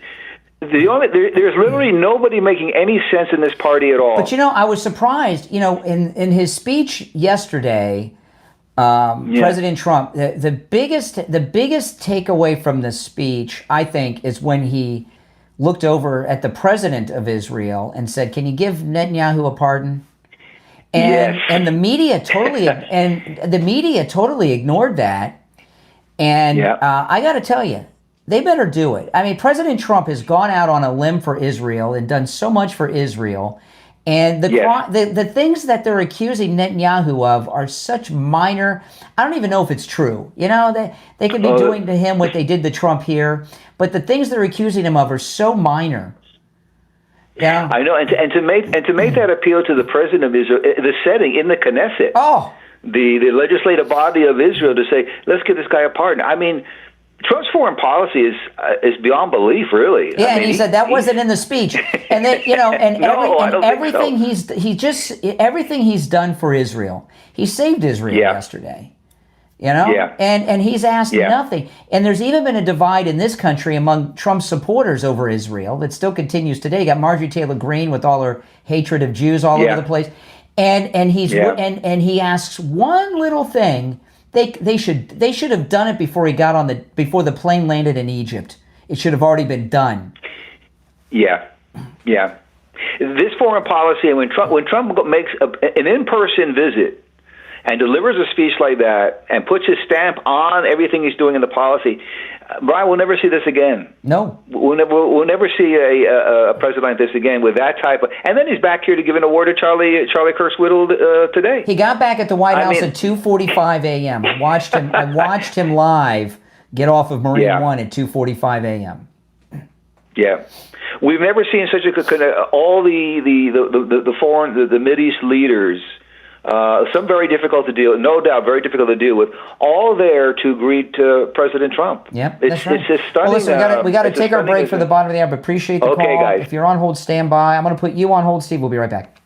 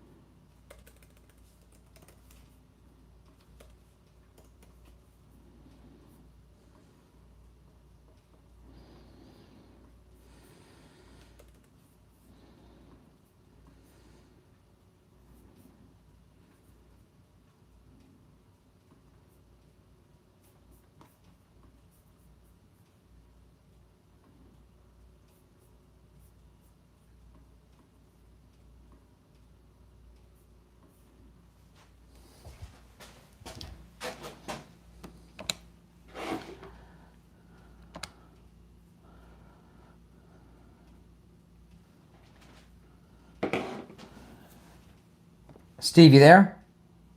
Yes, I am. We got just over a minute. Hold on.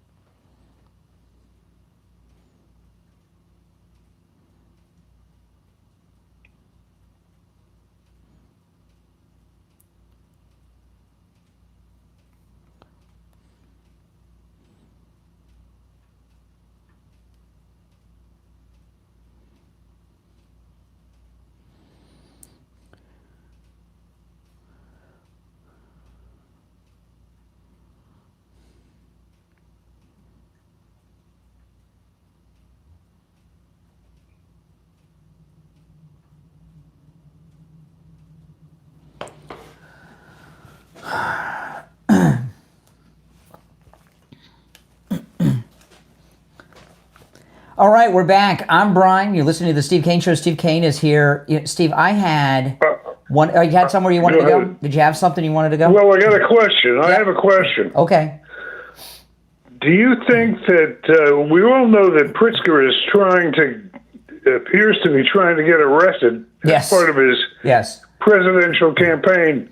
Do you think he's going to be successful? Do you think Donald's going to get him off the hook, or do you? That he wants to get arrested. That's his fantasy. Trump's not going to be played like that. No. Well, but can Trump stop it? He's just going to continue to shame him over his fatness and that his family fired him from the family business. The beauty of Pritzker is Pritzker knows no shame. I wouldn't know. He's not going to arrest him. He'll do it. No. He would have to physically attack federal agents to get arrested. And even then, they probably wouldn't. No. That would play right in his hand. You think Pritzker thinks he's going to be the run for president? I think he's deluded. Yes, I do believe he has that delusion. Oh, good. Yeah. Make America Chicago. That's a great campaign slogan. Well, make America Chicago again. Yeah, exactly. Oh my goodness. No, I hope so. Now you don't want to arrest Pritzker. He wants to get arrested too bad. Do you remember that time that AOC pretended to get arrested? She was walking next to federal agents with her arms behind her back. What an idiot. I remember it. I had a call today, Steve. This may lose a little bit in me explaining it, but this was in the early show. You know, I start the show like an hour before the radio show online, right? And I get a call from this liberal girl from, I can't remember where it was, Seattle, some liberal place. And, she's got this fake story that she's a Democrat, but she's on the fence. She'd like to become a Republican, but there's some things that are holding her back. And it based, she was lying, right? She's a liberal, but she kept referencing abortion. So we're talking, so I was sharing with her, we had a little discussion about abortion. And then she says, well, you're not a woman. You don't have a vagina. You don't know what it's like. You can't, you know that old line, you can't have an opinion on abortion because you're not a woman. Well, I did something that I've never done before with a liberal caller, and it worked. I told her that just for this phone call, I couldn't believe this guy. If you guys missed this, you got to go to my YouTube channel and watch this. This was like 30-40 minutes into the pre-show this morning. She says, you don't have a vagina, you're not a woman, you can't give an opinion about abortion. And I said, well, just for this phone call, I now identify as a woman. My pronouns are now she and her. So since now my pronouns are she and her, can I give you an opinion on abortion? And you know what she said to me? I can't wait. Yes. She now considered me a woman. Now, of course, so then I could give her my opinions as a woman. I couldn't believe. Now, of course, after the phone call, I reverted to my birth pronouns of him, and he, and I'm a man again. But, she's a true believer in that was hilarious. I couldn't believe it. That's how far gone they are in their mental illness. These liberals. Are gone. I mean, just at any time. But what I was wondering, I couldn't believe. I was just joking. I didn't think she would accept that, but as far as she was concerned, since I said my pronouns are she and her, I'm a woman, and now I can have an opinion on abortion. Oh my goodness, this was great. But what I didn't know though, does that apply to ethnicities? Can I identify as black, as an illegal migrant? Can we change our identities to that on a dime too, or is it just gender? Is it just gender? Of course, people do it every day. Okay, so how would I do that? For the purposes of that call, I change my pronouns to she and her. What are the pronouns to be a black guy? What would be the pronouns? That's a different story. If you want to put it in a word, I don't know if you put it in a word. It's easy. I'm a woman. My pronouns are she and her are my preferred pronouns. And she respected, I got to give her that. She respected that. But I don't know what would the pronouns be for an illegal migrant? Oh, I don't know. I don't know. If anybody knows. Criminal and criminalist. Okay. Oh my goodness. I guess I could. I don't know what the pronouns would be, but I could change my name. The criminalist. Well, no, to identify as black.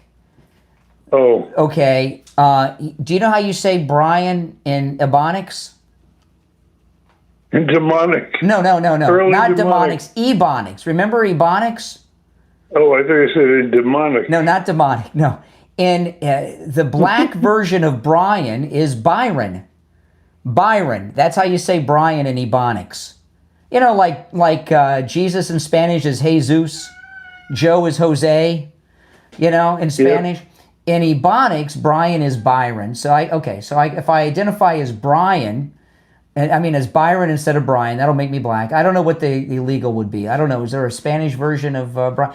But, I got to tell you, what President Trump has done in 9 months is fantastical. Not only has he ended 8 wars and done all these great things, he's done more damage to the Democrat Party than the Civil War did. You know, 1 million Americans... Well, it's more. It's not just a question of doing damage. He's destroyed it. There is no more Democratic Party. No. He's destroyed the Democratic Party. No, none. And even, the Democrat rebellion, the Civil War, 1 million Americans died in the Civil War, and that didn't stop the Democrats. They kept going. You know? What do you think this rally that they're planning is going to pan out to be? What, the No Kings? Yeah, what kind of turnout do you think? Well, I went to the last No Kings. It was on Fort Lauderdale Beach on Sunrise Boulevard and A1A. And Dan, who goes on our cruises, came as my bodyguard. And it was basically, Dan and I were the only straight guys there. It was, Oh, it's going to be Queens? It was all gay people. No, there were women too. It was all gay people, pretty much.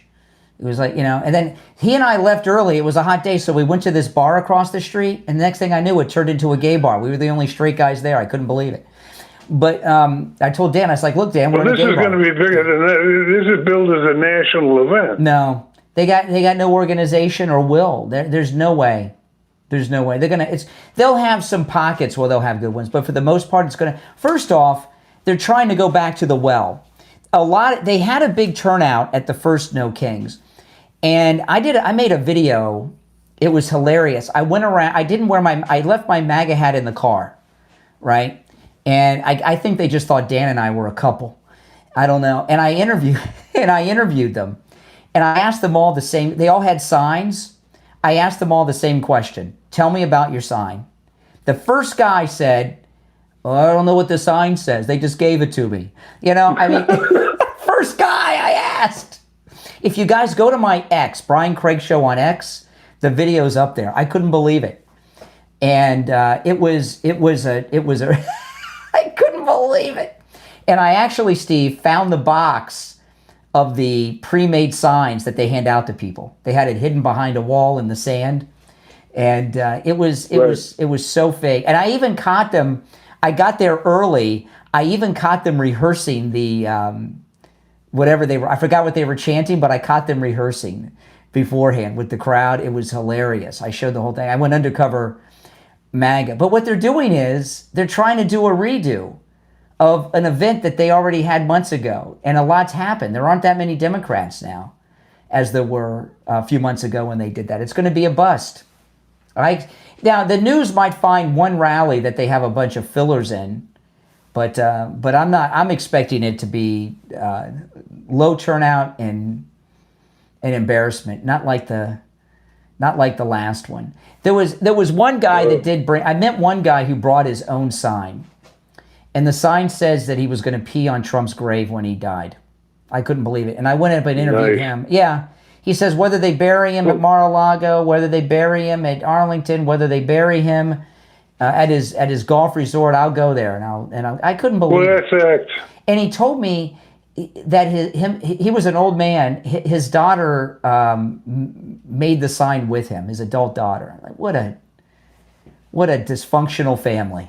Who would stand out there with a sign like that? But it was basically the last No Kings was basically a gay event, and then you had some idiot dregs, homeless people with the peace sign, and the guy that didn't know what the sign said that he was holding, and it's a fake movement. They're gonna get 10 people. It's not going to be the same as last time. What are they rallying behind now? They've got nothing to. Hold on one second. Well, they get George Soros' money for one thing. That's kind of dried up. They're going to be able to produce something. That's kind of dried up. You know, now that USAID was behind a lot of this, and now that USAID is gone, they lost a lot of their. I saw one Democrat, I think it was in Michigan, online the other day. They had an event. There was one person that showed up because I'm not exaggerating. And they were on a stage because they don't have USAID. There's not that many Democrats left, and they don't have USAID busting in the fake crowds. All right, let's take some of the calls. You're on the air. What's your name? Where are you calling from? Cuyahoga Falls, Ohio. Yep. Milo. All right, Milo. All right. Here we go. I don't know if I'm so excited about the Hamas releasing the hostages as much as you are, because I feel like they gave up the hostages, but they just gained 500,000 Palestinian hostages and thousands of more Hamas. Well, it's easy. fighters. It's easy for you not to have sympathy for the hostages. One of the guys they released yesterday was the one that they had digging his own grave. I mean, yeah. I don't feel like that the Hamas has not given up. They haven't even said that they were going to give up. They're not giving up. They haven't begun to fight. No, you're missing it. President Trump said yesterday when he was with the Arab leaders. No, you listen to me. I'm going to respond. Excuse me. I'm going to respond to what you said.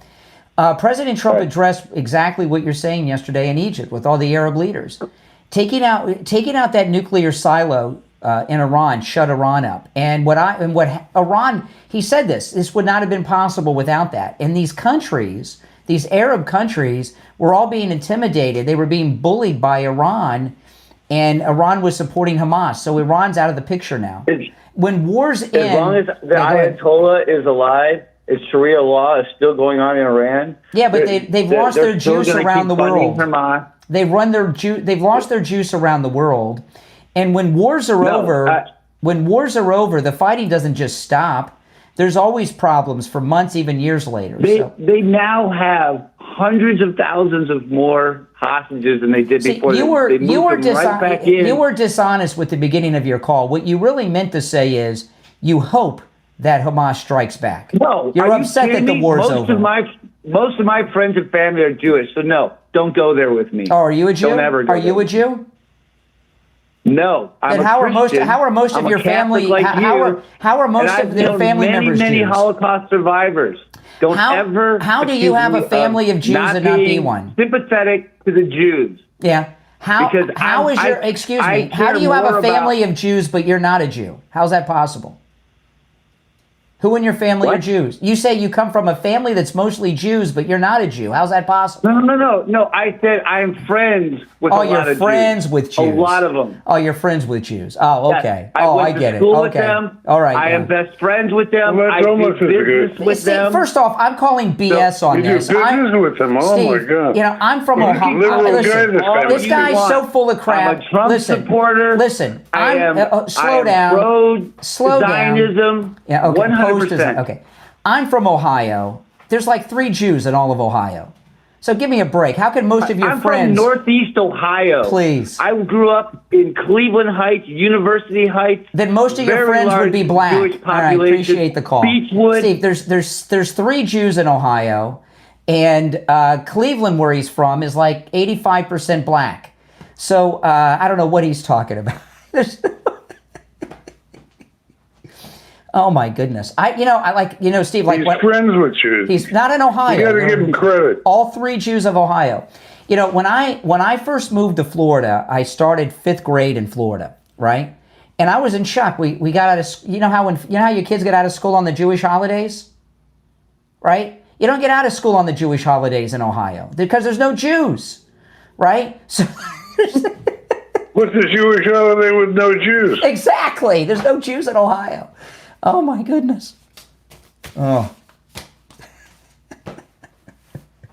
But there's more and more liberals trying to pretend to be MAGA. You notice that every day, trying to be MAGA. All right, I'm gonna put you on hold. We're gonna take our last break. We'll be back with the Gold Report. But first, I want to talk about Jupiter Joe Thomas. You know, Joe Thomas, he's going to be in later this week, I think, or next. I've got to check. But we talk about annuities, and annuities are amazing, right? Your money's never at risk, and you're guaranteed an income stream for the rest of your life. And Joe Thomas offers free consultations, which you can do over the phone, through Zoom, or even in person. It's up to you. And no matter where you're located, you want to call. But every once in a while, I want to tell you the value that you're getting with that no-charge consultation with Joe Thomas. First of all, he's been a financial planner working with retirement planning for over 30 years. And also this, he's a 5-time qualifying member of the $1 Million Roundtable, which is achieved by fewer than 1% of all financial advisors in the world. So he's a top man in the industry, and he's offering you a free consultation, either in person, on the phone, or through Zoom. And after that free consultation, you talk to him about annuities, and there's annuities for every possible scenario. I thought an annuity was just a one-style thing. That's not true, as I've learned through Joe Thomas. And he's going to put together a custom proposal for you after that no-charge consultation based on your situation, your goals. But I got to tell you, the free consultation alone has a massive value on it, and it's absolutely free. Give him a call and schedule your free consultation. 561-743-0999. 561-743-0999. And if you missed the number, get it off his website, jupiterjoe.com. We'll be right back.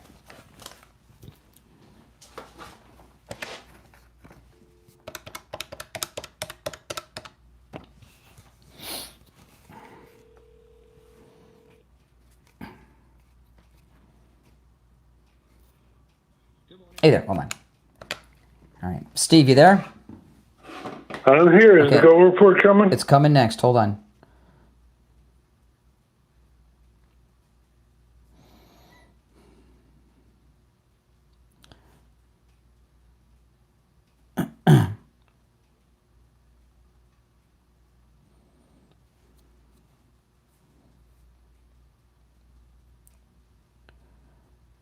Okay, we'll be back in less than a minute.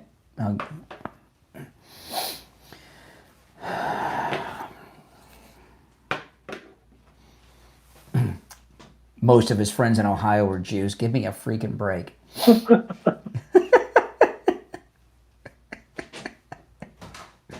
All right. I didn't think there were Jews in Ohio. There's 3. There's three? Yeah. Oh, one's a that's lawyer, great. one's a doctor, one's an accountant. All right, let's... All right, hold on. Hold on. All right, William, we have 20 seconds. Stand by. Okay, thank you.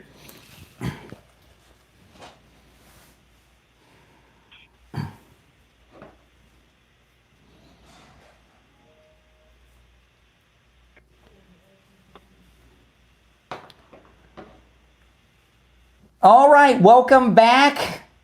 I'm Brian Steve Kane's here. It's time to check in with William Youngerman from the offices of William Youngerman Incorporated in Boca with the Morning Gold and Precious Metals Report. William Youngerman, how are the metals looking today?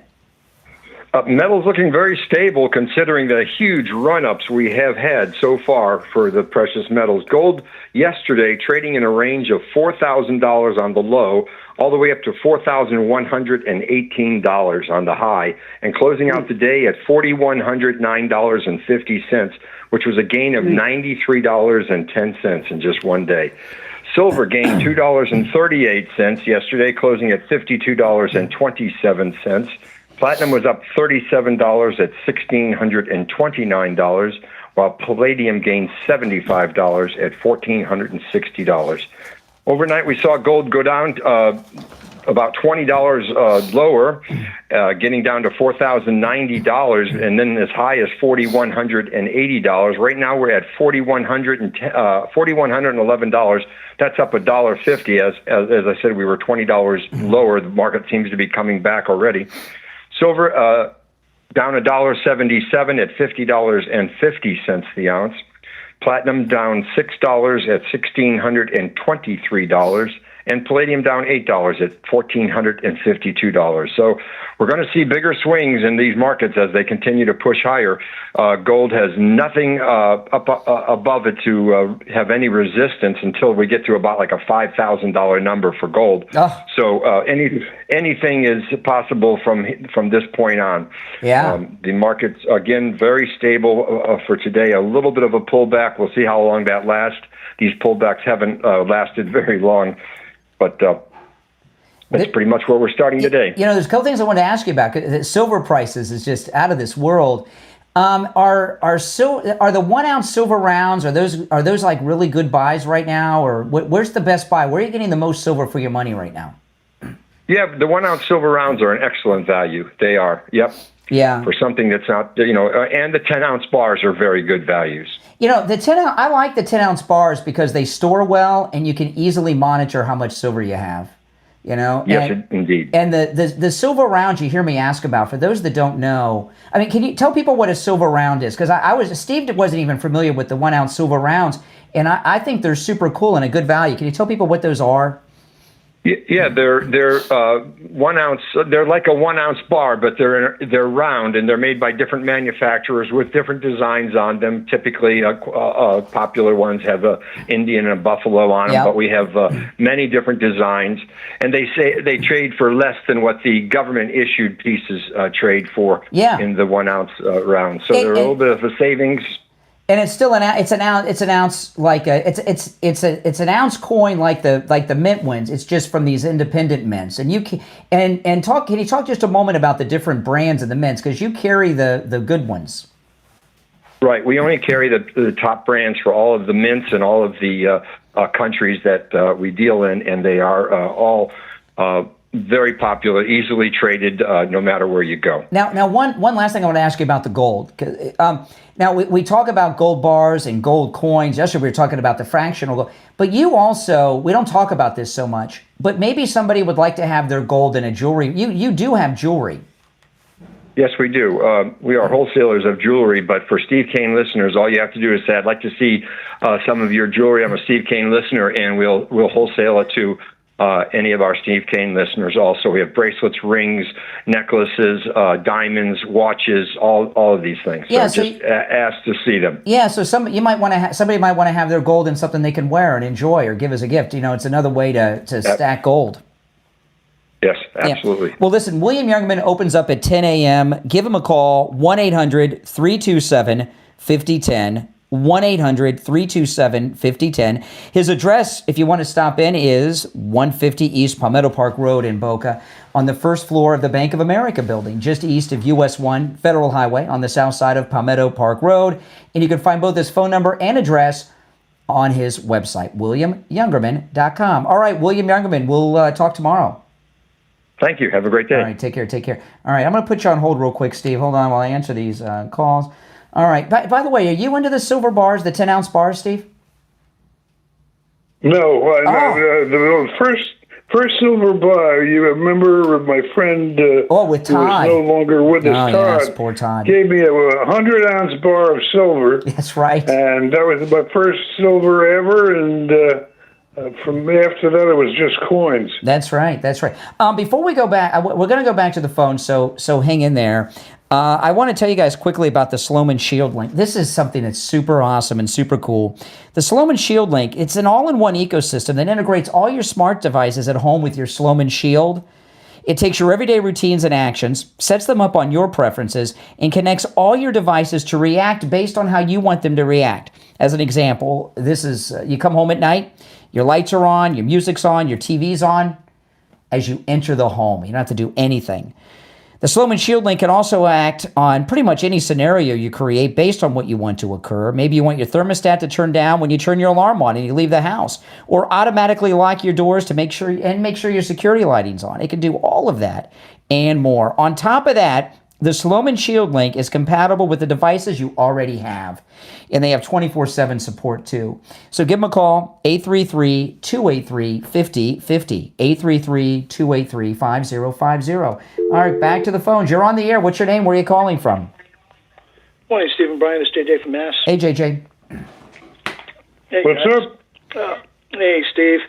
When tyranny becomes law, rebellion becomes duty. That's a quote from Jefferson. And I think, what we're looking at and what we have been experiencing is not in the kinetic sense from our side, but more of it's a rebellion against the lies. Yes. People are starting to see through the hypocrisy, and it's sort of we're having an awakening. Sort of like like you might have proof of life for a kidnapping case. Mm-hmm. This is proof of truth. Trump is a Nazi. Trump bad. Trump TD this, that, and everything else. Meanwhile, he's creating peace on earth and goodwill to men. The difference in those two, they don't add up, and people are seeing that.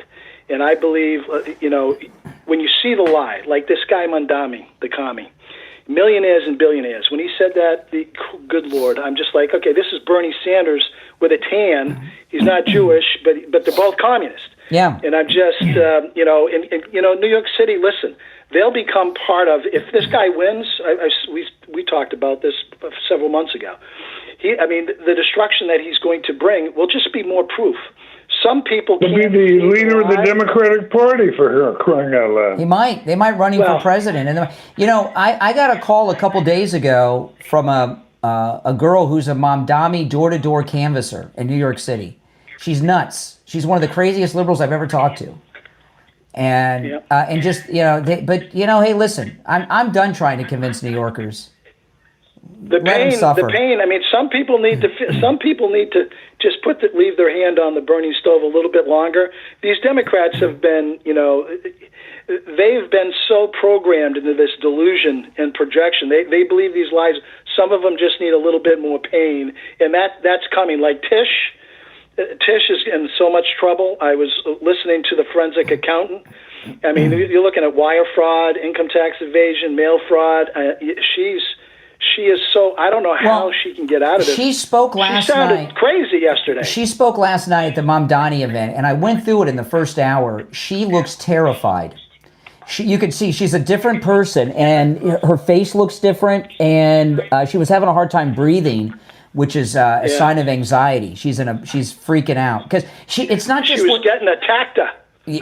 Brian. She was getting attacked. Yeah, she was talking and she It's not the crimes necessarily that she's been indicted for. She knows all the crimes she's committed.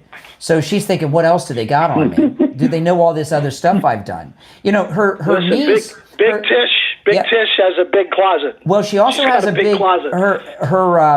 Her niece, who's as big as she is, has been staying at that house that she's been charged with the mortgage fraud on. And she's a fugitive from another state. She's got a warrant out from her. And Letitia's been hiding her at this stash house. I forget, which state is the one in? Virginia? Where she's at? Whichever Virginia, one. Yeah, she's got her in a stash house, and she's got a warrant out or something.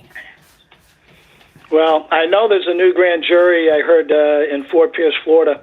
Mike Davis over the weekend was on Maria Bartiromo. He's I don't know if everybody has already heard that, but I heard that. I don't know what it has to do with. It was about the Bolton. They're saying that the Bolton indictment's going to be next. There's a lot of trees falling. The Democrats don't have anything left in their forest. They're barren. No, they got Pritzker. They've got Newscomb. They've got Mamdani. They've got a great lineup. Pritzker. We've got Marco Rubio. We've got J.D. Vance. We've got Pete Hegseth, and of course Trump. Yeah, they're just listen, we're out of time. I got to let you run, but I appreciate the call. Have a good day. All right. All right. The day's over already. Oh my goodness, the show flew just like a snap. The show went by. It's all that winning. You're listening to the Steve Kane Show. I'm Brian Craig. Steve Kane's been here. This is Florida's longest running radio show on the radio since 1977. We'll be back live with you tomorrow at 6 a.m. I'll talk to you tomorrow, Steve. All right. Bye-bye. All right, now I'm going to continue a little bit in the post show. So if you want to call in, please do. If you're on hold, stand by. You're on the air. What's your name? Where are you calling from? Yeah, good morning, Brian. This is Richie. Is Steve still with you? No, Steve's not here. You want me to get Steve? All right, he had to go. All right, here's the deal. What happened yesterday was probably the greatest day for Israel, for President Trump. And I don't want to put any, I don't want to rain on the parade. But for it to be called peace in the Middle East right away, while the Israeli soldiers pull out and Hamas is taking over temporary security, and they're killing all the people that have been against them. I know you know about that. I mean, they're shooting them in the streets. Mm-hmm. So in other words, President Trump is dealing with a crazy situation over there. He's done a great thing. He deserves everything he's going to get, but you have to see what's going to happen when the smoke settles, because Israel won't be free until the people can sit and wait for a bus or take a bus or anything like that without somebody jumping out of a vehicle shooting them because of their religion. Yeah. I mean, this is what's Richie, going. So that's listen. You know, it is when war's end, the fighting doesn't stop. Sometimes for months or years later. Okay. You know that, but now, see, we're in this modern era where everybody's their own live on scene reporter with their cell phone, and you see things you wouldn't normally see. So with like the IDF had to shoot 5 Hamas guys last night who came on to them. Were approaching them and wouldn't back down. You're still going to have those stuff, But because of the cell phone and the internet, it's oh no, look, but that's normal when a war. Yeah, but here's the deal. Okay, in World War II, you had Japan. You brought up Japan changing. They actually had a surrender. Hamas never raised the flag and surrendered. They're not a nation. They're not a nation. They're not a nation. They're a terrorist organization. But this is a cease. Yes, but this is a ceasefire, and they're not a nation, but they weren't charged. We haven't had a peace treaty with North Korea either after the Korean War. There's never been a peace treaty. But we have there's a ceasefire. But we have the DMZ. We have the DMZ. Correct. In other words, they're not shooting, and there's no DMZ but that's here. but that's a ceasefire. But that's a ceasefire.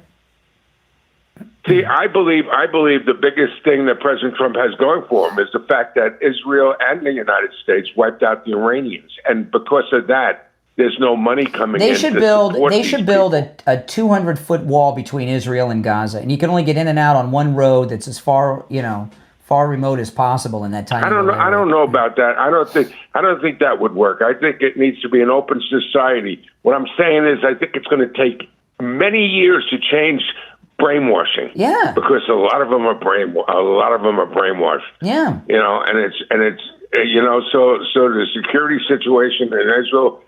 You remember what was happening in the early days when they were blowing buses up and everything. I hope that's because these people are reduced. They don't have the rockets anymore because they don't have the money to buy the rockets. Well, Richie, listen. Cut off. The Muslims are still going to. There are still going to be radicals that want to kill Jews. We know that. I mean, look, we have people in this country that hate Jews. Can you imagine what it's like over there? But the thing is with everything that happened yesterday, what President Trump has done that no other president has done, that we have never had before. Greatest. There's two things. Greatest president. He's weakened Iran. They're not they were talking about this yesterday. Yeah, who were intimidating these other Arab, and he's got the Arab world on our side. This isn't just like Carter. No. Carter would bring together one leader, Sadat from Egypt. He's got the entire Arab world on our side now, pretty much, except Iran. Well, because the Arab world was in fear of Iran, who's been neutered. Iran is nothing anymore. That's correct. And that was the big financial. Iran was feeding all their proxies with rockets and everything else. That's why the tunnels were built. Correct. Now Iran is trying to survive themselves. Yep. I hope if they could change the face of Iran totally, if a new government could come in there where they wouldn't be radicalized. This is the greatest thing that's ever happened. And President Trump, the Democrats, I mean, they literally at this point, his favorability, when he says we're respected, everyone in the world now looks at the United States totally different. Totally different. This guy is the greatest thing since George Washington. He is. All right, Rich, I appreciate the call. I absolutely agree with that. All right. You're on the air. What's your name? Where are you calling from? Hey, this is Johnny calling from Century Village in West Palm Beach. Hey, what's up? Well, I'm calling to bring up a little different subject about Donald Trump. Okay. First of all, I admire him tremendously. I think he's a great president, and I support him 100%. Just to let you know my background, my first president I voted for was John F. Kennedy. Okay. Well, you live in Century Village, so that jives with that. You're No, I'm surrounded in here by the other side. I know. Isn't that crazy? It is. It's unbelievable, you know? Yeah. But anyway, the subject I wanted to tap on, maybe I haven't heard anything more about it from our president. While he was campaigning, he mentioned that he was going to look into using federal government land to try to build housing for the poor and unfortunate homeless people. Mm. And I know the guy's busy. I mean, the guy's accomplishing unbelievable stuff, but I haven't heard him mention anything about that anymore. You know, I don't remember him bringing that up. I don't remember that during the campaign. I'm not I'm not saying you made it up, but I just don't remember that. There's bigger fish to fry. There's more important things. I like the idea of putting them back in the mental institutions where they used to be. Well, that's true. I agree with you there. But he's never mentioned anything, even building a new place to help them mentally on federal land, because nobody wants these people in their backyard. No. You know, in Palm Beach County, about 10 years ago or so, we passed the panhandling ordinance so that, we used to have all the homeless on all our street corners, and now it's illegal to be on a main intersection. And we ran most of them out to Broward County. And if you go to Broward County, it's a homeless mecca, Broward County. They're all over the place. You don't want to build any facility, any type of, it's not as much as there used to be. You know, I mean, I remember in Palm Beach County, you go to an intersection, there'd be a homeless guy on each corner. You'd have 4 at every intersection, right? You don't see that so much anymore. But you build any facility for the homeless will come. And they bring with them nothing but terrible things, including a bad smell. Oh, my goodness. You know, that the smell of the homeless camps is awful. I understand. I understand that. They're very troubled people. Some of them have just got bad luck, but I'm just saying something needs to be done. It's not good. It doesn't look good in America. One of my friends is a sheriff's deputy. He told me if you can, he says you get the homeless, you roll up on them, they all have warrants almost every single one of them have warrants on them. Almost every one. They're mostly criminals. No, I don't want any. Unless you want to build them in liberal lands, they can build the homeless places in California. Maybe they can do that. All right, hey, listen, I appreciate the call though. Right? I don't think have we talked before? Are you a new caller? Nice talking to you. Hey, are you new to the show? I'm sorry? Are you new to the show? I listen to you whenever I can. I'm retired, so I sleep late. Oh, no, you should get up early and listen. All right, take care. Good to talk to you. All right. I only ask because he's a local guy, if he's new. I want to play a couple things before I go here. This is Cheryl Hines, who, Bobby Kennedy's wife. She was on Jesse. And remember her from Curb Your Enthusiasm? She played Larry David's wife on Curb Your Enthusiasm. She's a very good actress.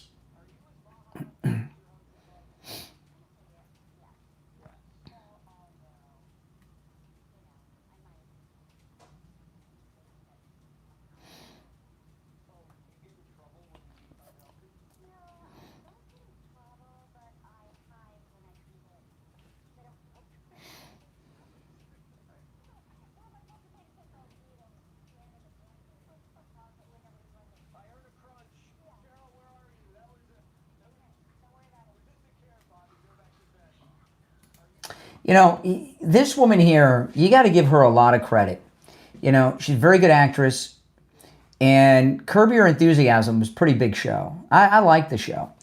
And Larry David's one of the big, who she played the wife all those years. He's one of the biggest Trump haters I've ever heard. I heard him on an interview about a year ago with Conan O'Brien. And I mean, I knew Larry David was a liberal, but he's a really nasty, nasty one. Right? I mean, he's a really nasty one. And for her to come out, you know, she let her husband join the Trump administration. And then she goes on Jesse Waters, goes on Fox News talking that way. I mean, she's totally blacklisted in Hollywood now, and she's a very talented actress, and she could have a lot going for her in the future. So she deserves a lot of credit. Eat her potato chips. Let her eat her chips, Bobby. Okay, now this is Jillian Michaels, and remember her? She used to be on that show, The Biggest Loser, and she's gay, and she's MAGA. Yeah, listen to this.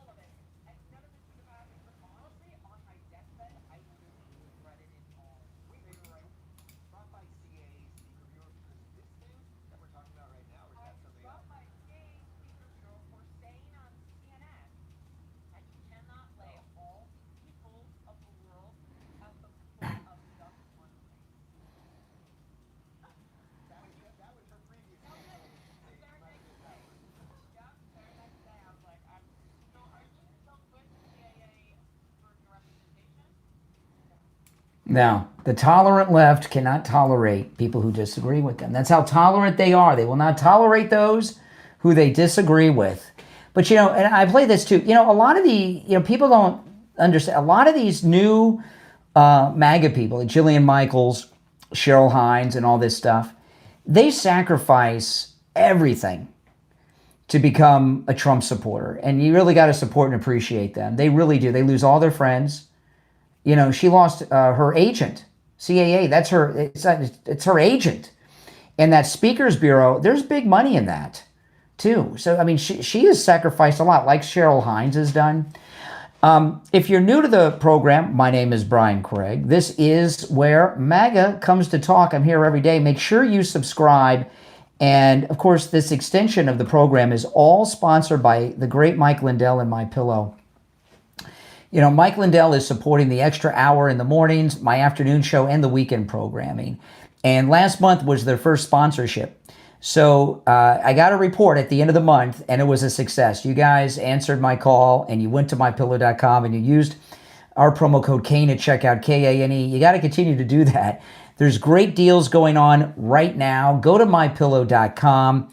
Use my promo code Kane at checkout, and let Mike Lindell know that his sponsorship of this program is money well spent. You've been doing that so far, and I'm very grateful. Continue to do that because it allows me to do all this extra programming that I'm doing, and it's quite a bit, right? Brought to you by Mike Lindell and MyPillow. And not only are there great deals going on, you get free shipping on all orders that are $100 or more.